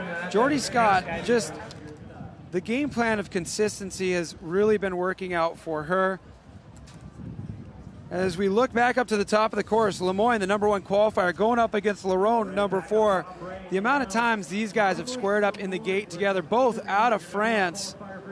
Friendly competition here, but a lot of King of Crankworx points up for grabs. Only one can make it out. Gate comes down, both riders, huge snap out of the gate. We know Lemoine is running that momentum of making up that deficit on the last one. Let's see what they got. Big flat spin 3 and a triple truck out of Lemoine. But that's exactly what Lemoine does. He steps it up as these heats go on. He is one of the fastest riders out here. Yes, he's got a deep bag of tricks. Look at how good he is on the speed, keeping in touch with Laron. Big flip out of Larone, and a tuck no-handed backflip to bar spin out of Lemoine. Huge triple combo as they come down to the final. Yeah, huge combo. Trying to keep in touch here. We all know Adrian was going for the time win here, but Lemoine keeping him honest. You know what that was right there at the end of the run? When Lemoine was in that straightaway heading into jump number 2, he could see how far behind he was from Larone, and that is a veteran decision right there to dig deeper and do a harder trick and try to figuratively get yourself closer to your competitor who's going to cross that finish line first. So we see Larone here with a slight advantage in that nice, comfortable flat spin 3, and then Lemoine with the triple truck driver. It's almost like being able to hit a super boost on the track. You're not actually gaining speed, but you know you're gaining time with those combos. 3 bar spins and a 360 straight back on the pedals. Yeah, if you could virtually see what that combo did, it would put Lemoine into that berm ahead of Larone, and he knows it. So big combos like that backflip tuck no-hander to bar spin. Nikolai, take a look at Nikolai's reaction. Yo! Wow. Nikolai hyped on that triple combo. All right, Thomas, that was a fun heat to watch, man. Anytime you're going up against Larone, I grab my popcorn. Tell me what you were thinking as you were heading into the straightaway, going into that jump number 2, and you could see you were a ways behind. I really didn't look at him. I knew the left side is a bit faster, so I was just trying to do my trick, land clean. better than the runs before and try to go to the end and keep as much as time as I can. And now we got a second run. Number 1 qualifier. Good stuff out there. You're on fire, Lemoine. So, good luck. Thank you, man. So it was really cool to see Tomas Lemoine yesterday decide to do the pump track. He decided against it in Innsbruck, and we were all like, all right, I get it. You want to focus on slopestyle, that's cool. But he's always right there and the king of Crankworx overall. So he got some points last night, and now he's hopefully going to get some points today. The guy he's going up against is sitting in second. So such tight competition in that big overall picture of king and queen of Crankworx. Billy Meeklam in the gate right now, going up against Bernd Winkler. Now, Billy just absolutely digging deep in that last heat to get out of that round against Jackson Goldstone. Winkler had an easy one. Dylan Crane going down in run number 1, opting out of run number 2. He's going to have to work for this one. Meeklam and Winkler. Yeah, let's see how that momentum carries these riders through this next heat. Both side by side off the gate. This is where it's going to be their opportunity to switch to style. Let's see what we got. Woo. Big double bar spin there out of Bernd. Big one-handed table out of Billy, pulling up side by side, catching up a bit on the speed. So the Austrian on that inside berm there. He is going to inch ahead a little bit here of the New Zealander. Wow, he is 2 bike lengths ahead already. Wow, big combo from him. Big double bar spin. Billy's taking it really to heart, the style, pulling out those beautiful tricks. So the Austrian taking it on time. Now we just got to wait for the judges to tally those points. That's incredible racing by both these athletes. So, Nikolai, Billy Meeklam, a guy who has so much style and so much finesse, maybe not the deepest bag of tricks when you compare him to somebody like Bernd Winkler. What do you think about the improvisational skills? He's kind of making things up here that are going to allow him to get a couple more points. Billy's tricks are absolutely beautiful. Like, let's check out this first jump. Bernd looking so dialed with the 360 double bar spin. Bernd is looking absolutely on point out here. But look at this unique maneuver with the 360 big one-hand extension. You don't see anybody else doing that. Billy is just so stylish, but I'm waiting for this second jump because this move is just insane. Once again, Bernd, backflip, bar, dialed as ever, but check this out. 360 huge table, and then, adding the Euro at the end. Absolutely gorgeous riding from Billy Meeklam, putting his own touch and flavor into the tricks. I love to see it, and let's see what the judges say about it. Let's see. So much sauce there out of Billy Meeklam, and kudos to our camera operator there for getting Billy silhouetted above the mountains against the sky. That was beautiful right there. We're going to start to cut together a highlight reel. We had that drone shot from Anthony Mazzeri. We had that click 3 table from Billy Meeklam. Good stuff out here. It's not often you want to be called gorgeous, but hey, if you're getting told you're gorgeous from Nikolai Regatkin, then you know you've done something right. That was an incredible batch of style there from Billy Meeklam. You know, Nikolai doesn't throw around gorgeous all the time just for his health. You know, he reserves that for moments right there, like that 360 table, which was the definition of gorgeous. Yeah, maybe a little bit less impressive, but that style is not something that can be taught. So when the points come in, Bernd Winkler crossed the finish line first.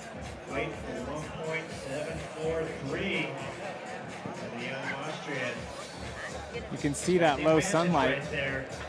It's definitely going to be affecting those riders. That is the direction that they're heading on both trick jumps, so it's definitely playing a factor for these guys. Well, good stuff there. After the points were calced in, 1.7 separating these two riders now. Yeah, the Austrian is sneaky fast as well. We know he's got a bag of tricks, but he is so speedy on this track. All right, back up to the top. Run number 2 between Sweden's Alma Wiggberg with those beautiful, or should we say gorgeous, flat spin 360s, the 4th place qualifier. Natasha Miller, 2.7 back. Some work to do right here if she wants to advance into the next round. Okay, riders, random start. Riders ready, watch the gate. Both riders come out with a clean gate. Coming around, it's going to be interesting to see. I don't think Alma's going to hold back whatsoever. She's been so clean on it, but Natasha coming in with a nice bar spin again, and Alma did miss that trick, so it's anybody's game right here. Let's see what's going to happen. Yeah, it looks like Alma missed the trick, so she could get a deduction here. So she needs to really get moving on the speed portion here. She is the national pump track and enduro champion, so she is an incredible bike handler. Can she get the trick here? What will she do? Okay, so she gets a little trick there. Looks like a tuck no handler, so that is good for her. Man, she needs to really get going here in these last few gates. It looked like possibly Natasha missed that trick on the second jump, so maybe that's going to even them up. We'll see how it all shapes out. So Alma had quite a large advantage going into this run. It was a 2.7, so crossing the finish line first is definitely going to play for her to her favor. Alma Wiggberg looking good for moving into that big final, the gold medal matchup. So luckily she did it enough. She will advance, so a little bit of a mistake there, but thank goodness she still advanced. So now she knows what to do come the final. Yeah, both riders making a little bit of a mistake, leaving a little bit out there on the course, unfortunately, but Alma's going to be able to pull it off, and we're going to see her in that final. So a little bit of pressure getting to Alma here, just missing the trick there. Looks like she wanted to go for the tuck there, opting not to do the 360, playing it a little bit safe because she had an advantage. Well, we got to say to Natasha Miller, thanks for coming out and putting on a show and pushing the limits again, chucking that bar spin. Great to see constant evolution and progression here in our women's field at the CLIF Speed and Style. Alma Wiggberg into the gold medal matchup. Natasha, only a junior, coming off a win in pump track in Whistler, so incredible to see her here. And she'll go into that bronze medal matchup. Yeah, it's not over for Natasha Miller. Keep your eyes on her for the future, but also still an opportunity to take home some hardware. Somebody who's already taken home 2 pieces of hardware this week, Jordy Scott, 2 silver medals to her name. She now has the advantage over Robin Goombs with all those tricks, 1.2 back. Well, we know what those tricks can do to your overall time. 1.2 is not impossible. Let's look for Robin to be pulling out all the stops here. Big backflip can-can. Not quite a clean landing again there, but a little bit quicker recovery. So missing the pedal again, that is going to hurt her. Jordy Scott, we know how fast she is on the speed. Can Robin force a mistake from her? Jordy has been flawless to this point. So we know she's going to go for a banker trick. Wow, Robin pulling back. Both of them having difficulty right there. So Robin, Jordy with that toboggan to ET. It's been scoring well for her so far. Jordy's going across the finish line first. She played good defense with some tricks.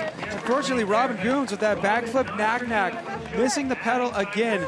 And it's interesting, we were talking to Nikolai about that before. The judges are going to score that trick high because of the degree of difficulty, and it kind of polices itself there, all the speed lost by slipping the pedal. You can see the fatigue setting in a little bit. It's been a long day out here for these women. There we go, Jordy Scott into her 3rd final so far this week. Yeah, and mentally draining as well, Alan. You've got to think about the tricks. When are you going to throw them? The speed that you've got to gauge into those jumps, especially when there's wind. So I think hydration is key, and nutrition as well. I mean, that's really what you need. Yeah, it's real easy to lose your focus on the little things.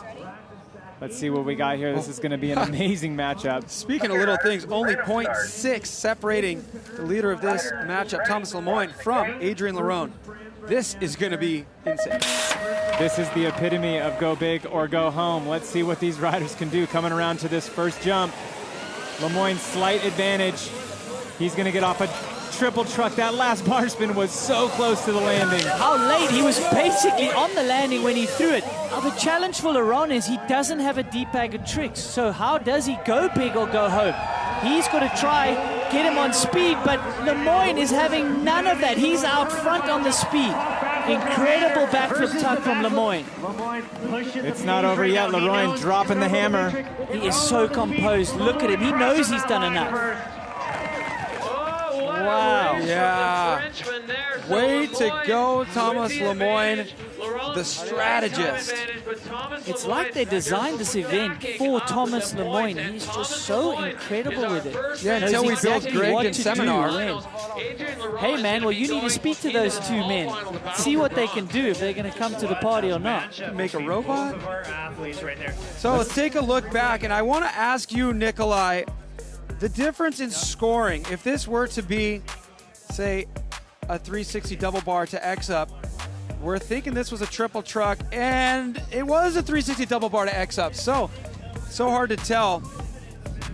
So the judges are really paying attention a lot to execution, like I've been talking about. It is a 360 double bar spin to X up, but the X up is almost as he's landing, and it's not fully extended. So he's gonna get a couple more points, but not as much. Last run, he had the triple truck, which is gonna score significantly higher. It's more full commit, it's more nicely executed. The 360 double bar X is good, but it's not quite the execution that the judges are looking for if you want those max points. And a big flip tuck no-hander there. Amplitude, extension, he's got everything. That's going to score big as well. Not necessarily a double or triple combo, but like I said, the execution is there, and that's huge for the judges. Thank you, Nikolai. And something we haven't mentioned yet is that the judges actually have a booklet that they continue to update based on what tricks are being done.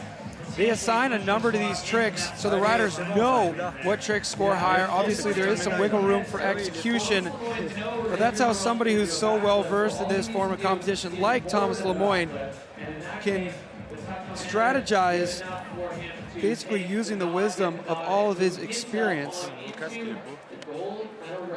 So Lemoine, opportunity to win here in Whistler.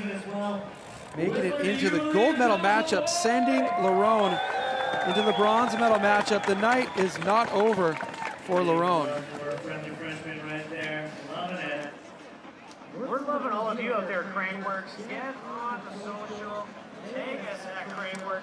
Okay, well, a little bit of an update in here. I just heard in my ear that the judges are taking a peek back at some replays.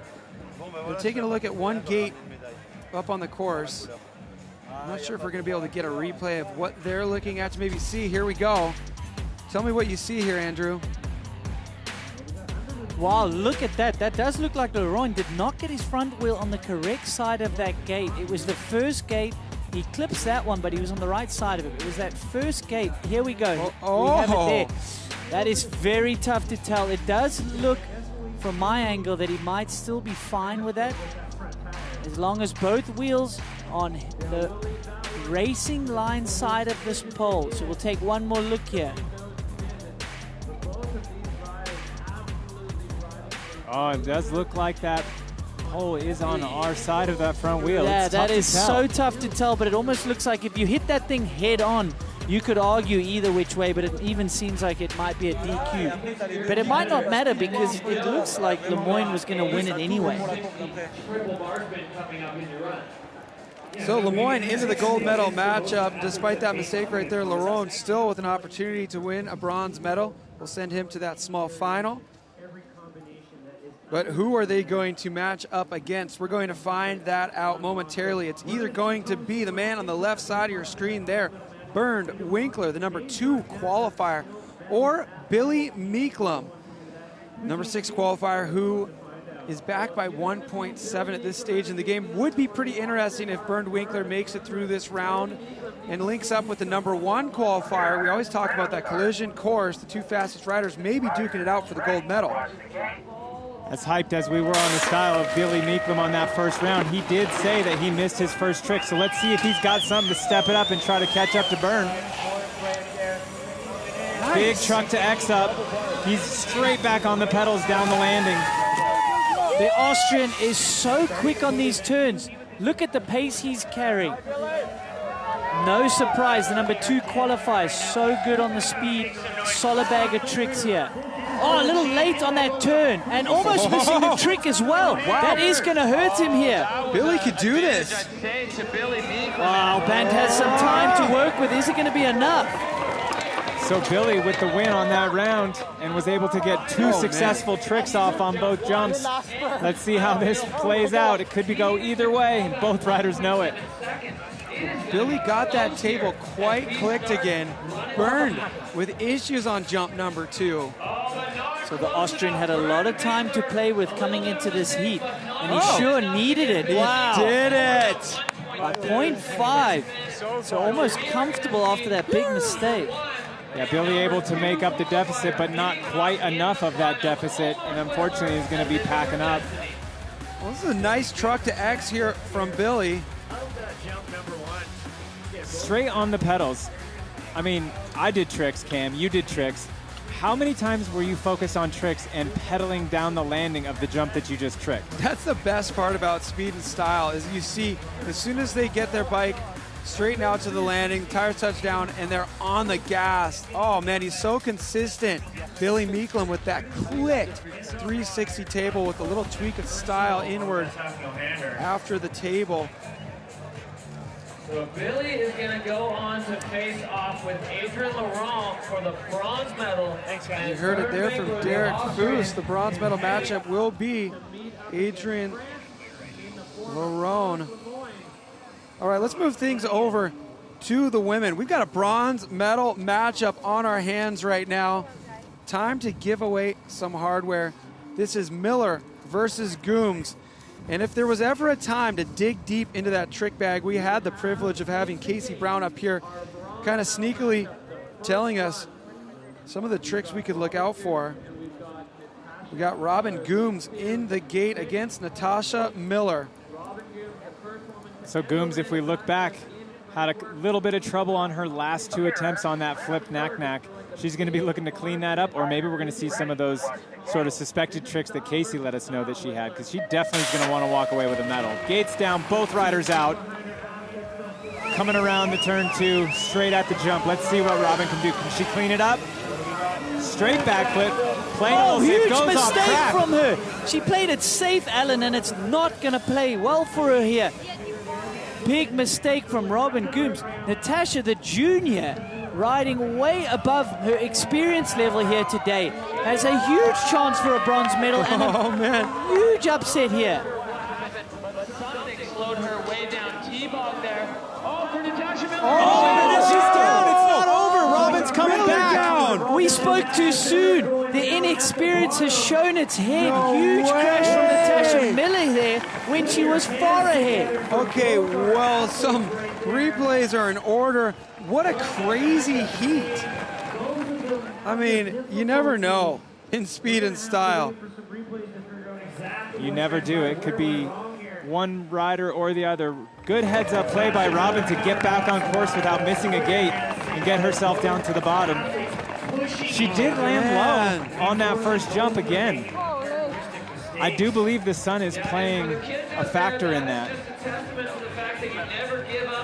Yeah, she over-jumped that first jump. Huge Robin Goombs going off track at the top, but then Natasha Miller having a big crash on her second jump when she was leading by a mile. So let's take a look at this first jump. Here's Robin going into the sun, into a headwind. She kind of tucks in to get that distance to make sure she's going to clear it, and goes completely flat and washes out the front end. Heads up to stay on track. Let's have a look here. Make sure she gets around all those gates. Yeah, the lip is so dark, and as soon as you pull, you probably get blinded as well by the sun. It's one of the worst feelings. So she manages to stay on course, but only barely. And this is where it gets interesting. So huge overclear from Natasha Miller. The wind blew her completely sideways. Shame, crashing into the middle of that jump. That was an awkward crash as well while leading. Well, I'm glad she made it down to the bottom. She's still smiling, having a good time out here. She's in the bronze medal match. This is Crankworx. We're in Whistler. So much excitement on the course. And kept Robin Goombs in sight. So 2 seconds disadvantage there for Natasha Miller. Here's another look at that. Natasha going for that toboggan. She lands low and sideways and causes her to wash out and just kind of tip over off course. I feel like she was so fired up knowing she was probably going to have the advantage after this run one heat in the bronze matchup. She just didn't break into that jump whatsoever. She had her eyes on the prize. She could probably hear Robin back on her bike trying to catch back up. What a crazy turn of events here. Natasha holding that shoulder a little bit. Let's hope she's okay and she can make it back for the next round. Because as we just saw, there's no gimme. Even though Robin has the 2-second advantage, it's not over. Yeah, so losing a lot of time there on that second jump. So 3.4 back. That is going to be so tough. But hey, we did see a mistake from Roman Goombs already. Some gladiators out here. Great to see the smile there on the face of Natasha Miller. Crazy to think that the night is not over yet for her. She still has an opportunity to win that bronze medal. We'll get them back up to the start of the course, and it's still anybody's game. Well, if that's any indication, things are constantly heating up in CLIF Speed and Style. We're going to work our way over to the bronze medal matchup for the men. If you're enjoying the show out here, join the conversation on Instagram. Use the hashtag Crankworx. Let's listen in here. Here's where we sit. Gold medal matchup's going to be Lemoine and Winkler. Bronze medal will either go to Larone or Meeklam. Larone coming off of a big win in pump track. He would love to grab another medal to his name for Crankworx Whistler 2022. Or will Meeklam upset? Now we've got Lemoine, the #1 qualifier, and Bernd Winkler, 1 and 2 in the final. Both of those riders delivering on that promise they made when they stomped those top 2 qualifying times. And there's that bronze medal heat up in the gate. Larone on the left side of your screen. Billy Meeklam on the right.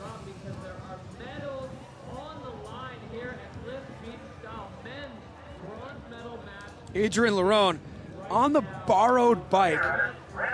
Let's see if he can make it 2 medals in 2 nights. Yeah, Larone's been super consistent. He's definitely going to want to bring home a medal, but Billy, he's not going to let him take it out of his hands. Let's see what he's got. Oh, Billy missing the bars there, hard on the pedals. Yeah, Larone on that borrowed bike, a full enduro bike, so a little sluggish on some of these turns here. But we know how quick he is, we know how fit he is. So what can Billy give us on the second jump? He needs to start throwing it all down. Oh, there we go. Backflip, 1-footed can-can for Billy. Will score higher than that straight backflip from Larone, but who will cross the finish line first? Larone through the line, .125 ahead of Billy Meeklam. That is very, very tight. It's still anybody's game here for the bronze medal. Yeah, both riders still building. You saw Billy come down to the finish in those last 3 flat turns. I think that was the fastest time he had through that section all night. So he definitely wants to go home with that bronze. So even though he missed his trick a little bit on the first jump, he does just enough on the speed and then a big trick on the second. Here we go. Watch Billy thinking seat pinch, chuck the bars, misses the timing, has to settle for a straight 360. Look for him to clean that up and chuck those bars in run number 2.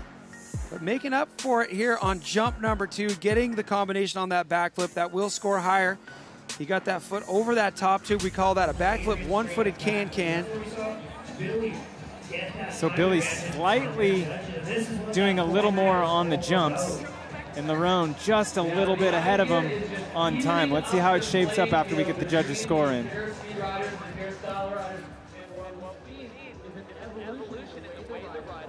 Nice day out here in Whistler.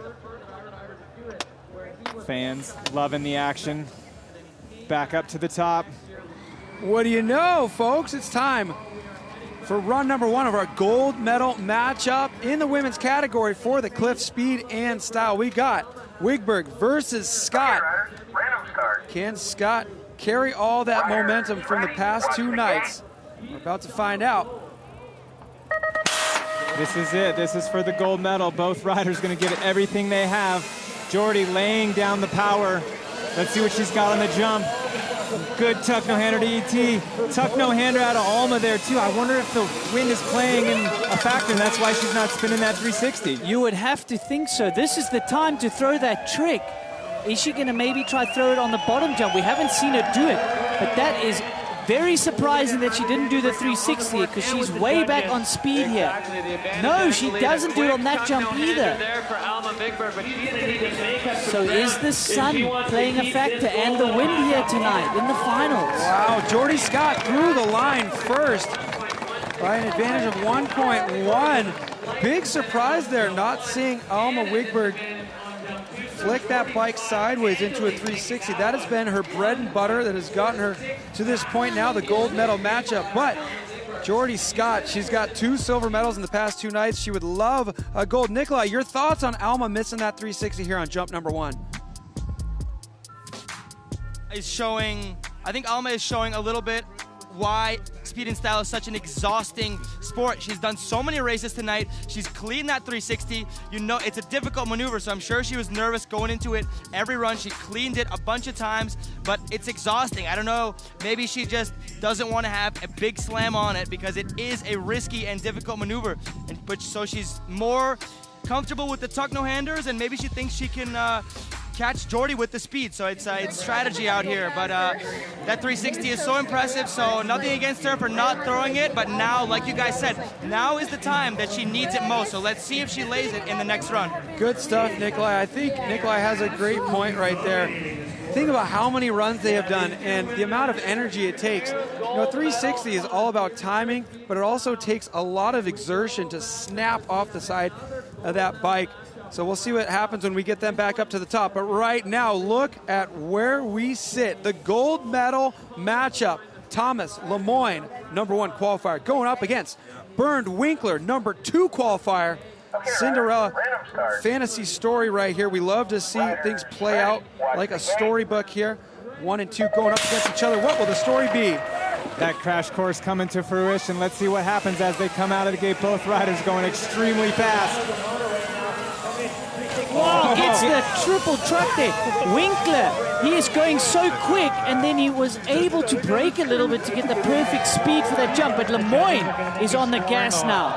Oh, and big mistake for Bernd down! The pressure got to him. The composure of Lemoine is insane. They say pressure is only in pipes, but Bernd Winkler feeling the pressure from Lemoine here. Lemoine doing everything he needed to do on track. Sticking his tricks, laying the power down, put the pressure on and caused the mistake. Man, that early mistake, that really shook and woke Tomas Lemoine up. He has been flawless to this point. Lemoine, so smart and seasoned. As soon as Bernd Winkler hit the deck, you could see Lemoine go into chill mode, slap into a nice, easy 360, not miss any gates. I want to point out, Lemoine was performing last night, went on stage at midnight at Garfinkel's. I don't know what time he woke up this morning. I know he couldn't have gone to bed early, yet he's still so poised here in our CLIF Speed and Style. The man to beat after that #1 qualification spot now with max differential going into run #2 in the gold medal matchup.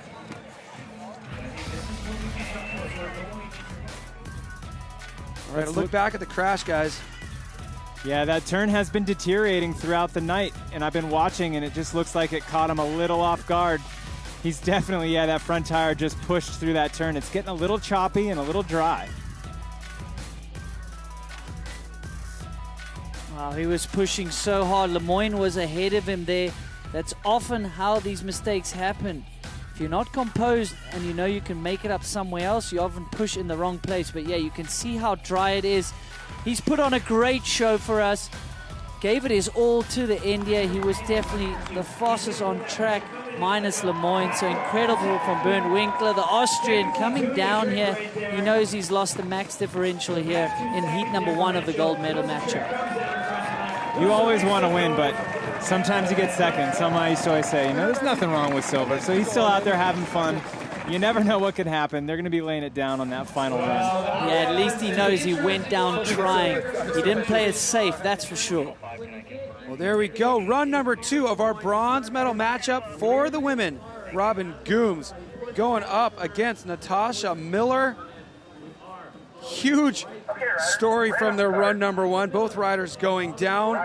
Miller now with 3.4 to make up, and they're off. Robin gets a little bit of a gate. out of there, slightly ahead of Natasha coming into that jump. This is where she had problems in the first round. Wow, when she goes for the backflip, she definitely didn't need to do that. Natasha Miller, what a cool story. The junior, the winner of Pump Track. How big is this name going to be in the later years of Crankworx? Imagine what it must be like for her to go from racing the junior category in the races and now the big show, the bronze medal matchup for speed and style. Overwhelming to say the least.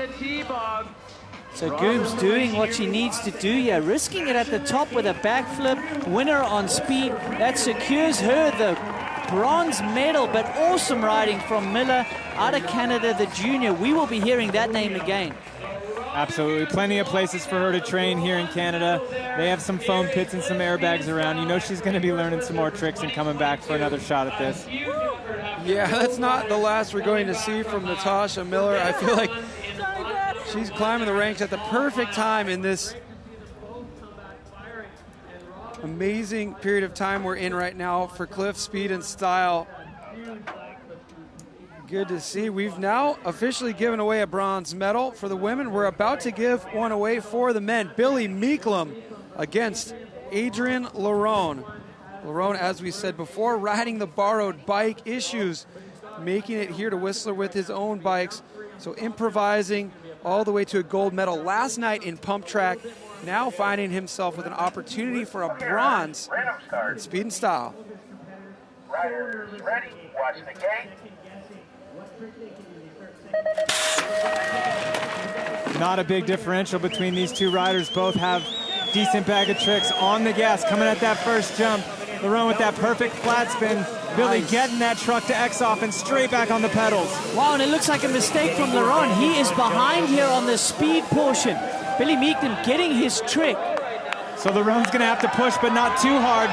Coming into this final jump, what's it going to be for both riders? So Laron going with his signature flip. Billy Meeklam with a stylish 360 combo there. Wow, Laron is on the gas here. This could be enough. Oh man, Meeklam so on the edge through those last few gates. Yeah, Billy just a little late on that third to last turn and was able to whip the bike around. Larone showing a little bit of frustration, but it's not over yet. Let's see what comes out.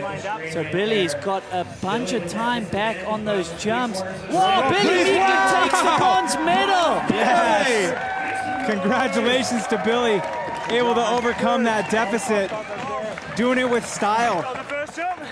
Thank you so much. Oh my God. So Billy able to get his trick on that first jump. He missed it on the first run. Love it, doing it for Kelly McGarry, rocking the Magaza sticker on the top of the lid. Love to see it. Congrats there to New Zealand's Billy Meeklam grabbing the bronze. What a matchup. What a matchup indeed. Not Billy's first win of the weekend. He also won a high air contest in the parking lot. Yeah, he also won. That looked fake, by the way. That was ridiculous. Best trick. So a real medal now, a bronze for Billy Meeklam. But take a look at this gold medal matchup for the women.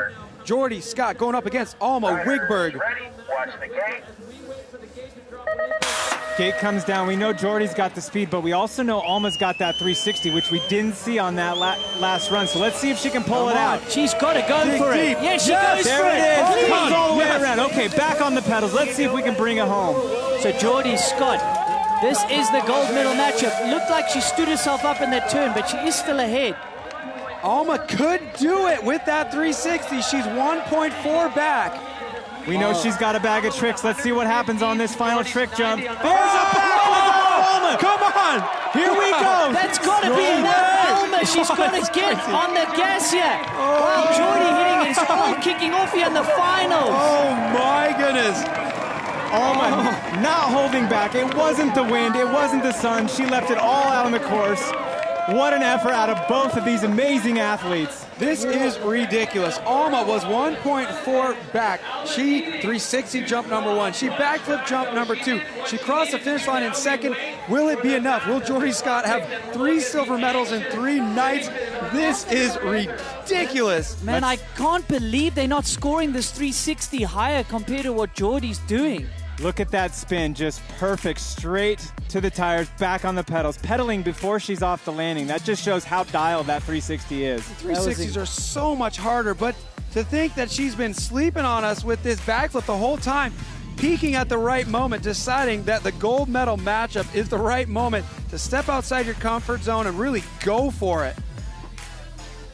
Oh! Turning it up! Yeah, Nikolai. Oh, I feel the same, dude. I second that.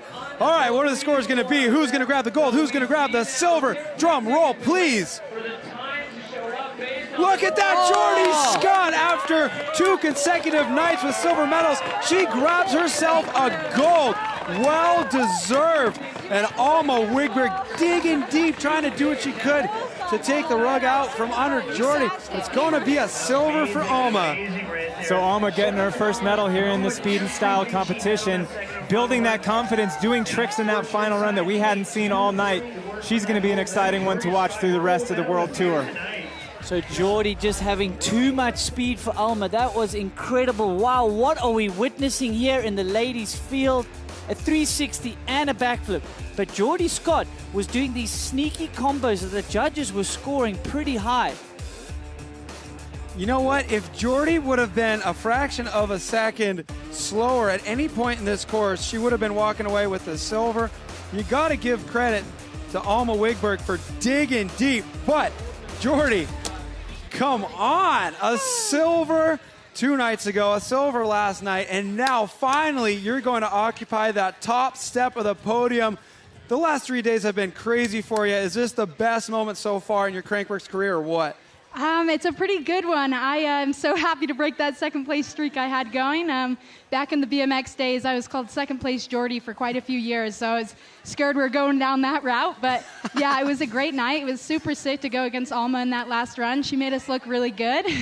And yeah, I'm super happy. It wasn't my cleanest night. Got a little loose, and the sun was messing with me quite a bit up until those last 2 runs. It finally went away. So I'm just glad I held it together and made it count when I needed to. You absolutely made it count when you needed to. Now, aside from a gold medal, I got another surprise for you. You ready for it? Yes. You are now leading the Queen of Crankworx overall standings. Congratulations. Woo! Great job out there, Jordy. Thank you, guys. Enjoy spraying that champagne from 1 step higher than the last 2 nights. Way to go. Thank you. Good stuff out there. You got to love to see that. All the perseverance out there from Jordy Scott, and it paying off. Look at that. Via Verbeek has been unstoppable all season with that #1 alongside her name. Now, things shifting in favor of Jordy Scott. Caroline Buchanan, the #1 qualifier, everybody thinking that she was the one to beat. She moves down into 3rd. But now we have on our hands a ridiculous matchup. It's time to give away the gold medal for the men. Bernd Winkler on the left side of your screen. Tomas Lemoine, the #1 qualifier.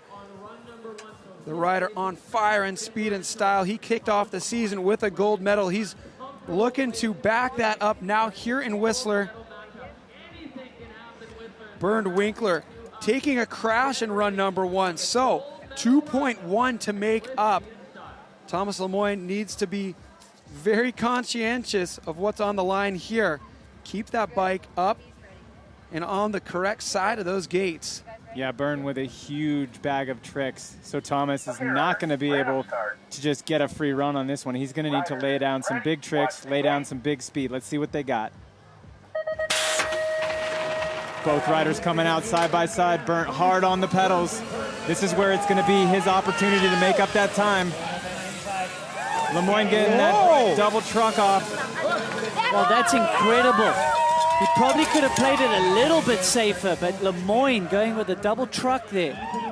You can see him in the turns. I don't think he's fighting as hard as he did in the first run. He knows, I mean, if he's ahead, there's no ways Bernd's going to be able to beat him. Wow, stylish 360 combo there from him as well. Tomas Lemoine on a victory lap here into the finish. A gold medal, your winningest speed and style rider of all time, Tomas Lemoine. Look at that. Tomas Lemoine Lemoine. Look him up on Spotify. Straight from a midnight show at Garfinkel's to the top step of the podium here at the CLIF Speed and Style.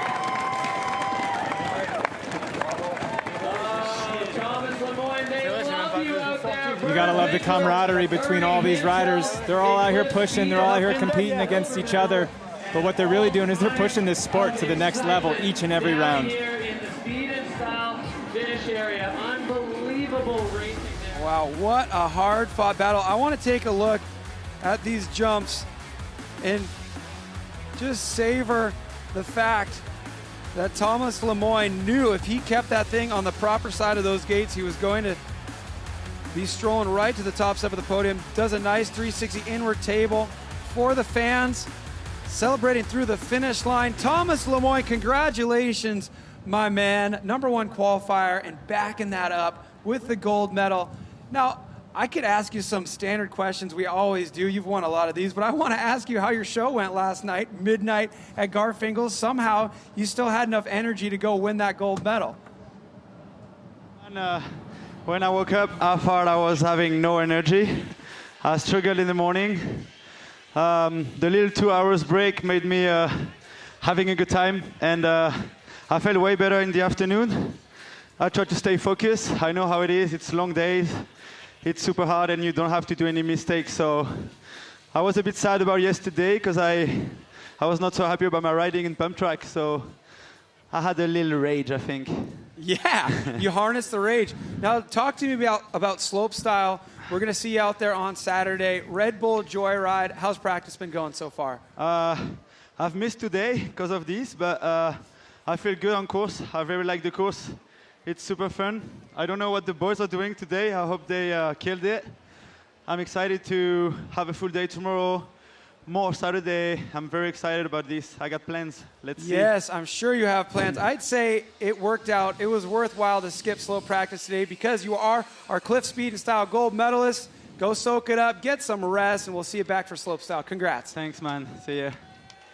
So now we got to take a look at our King standings. Bas van Steenbergen still remaining at the top of that list. Adrien Loron in second, and Tomas Lemoine, a huge opportunity for more points ahead of him in the slopestyle on Saturday. We'll see if he can continue to just climb the ranks there. We talked about Joyride momentarily ago, but this is what it's all about. If you haven't heard of it, well, this is the 11th running of Red Bull Joyride. It's going down Saturday. It's the craziest show on two wheels, the Super Bowl of slopestyle. 4:30 Pacific local time here. You're not going to want to miss it. 14 of the best slopestyle athletes on planet Earth. We're expecting 40,000 people out here. Yeah, no big deal. We got riot fences set up.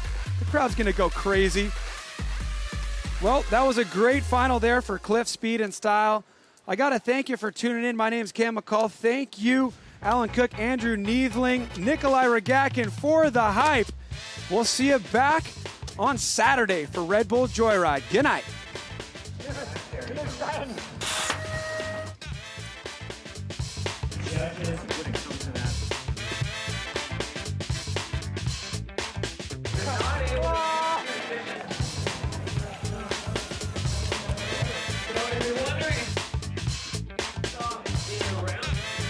Rider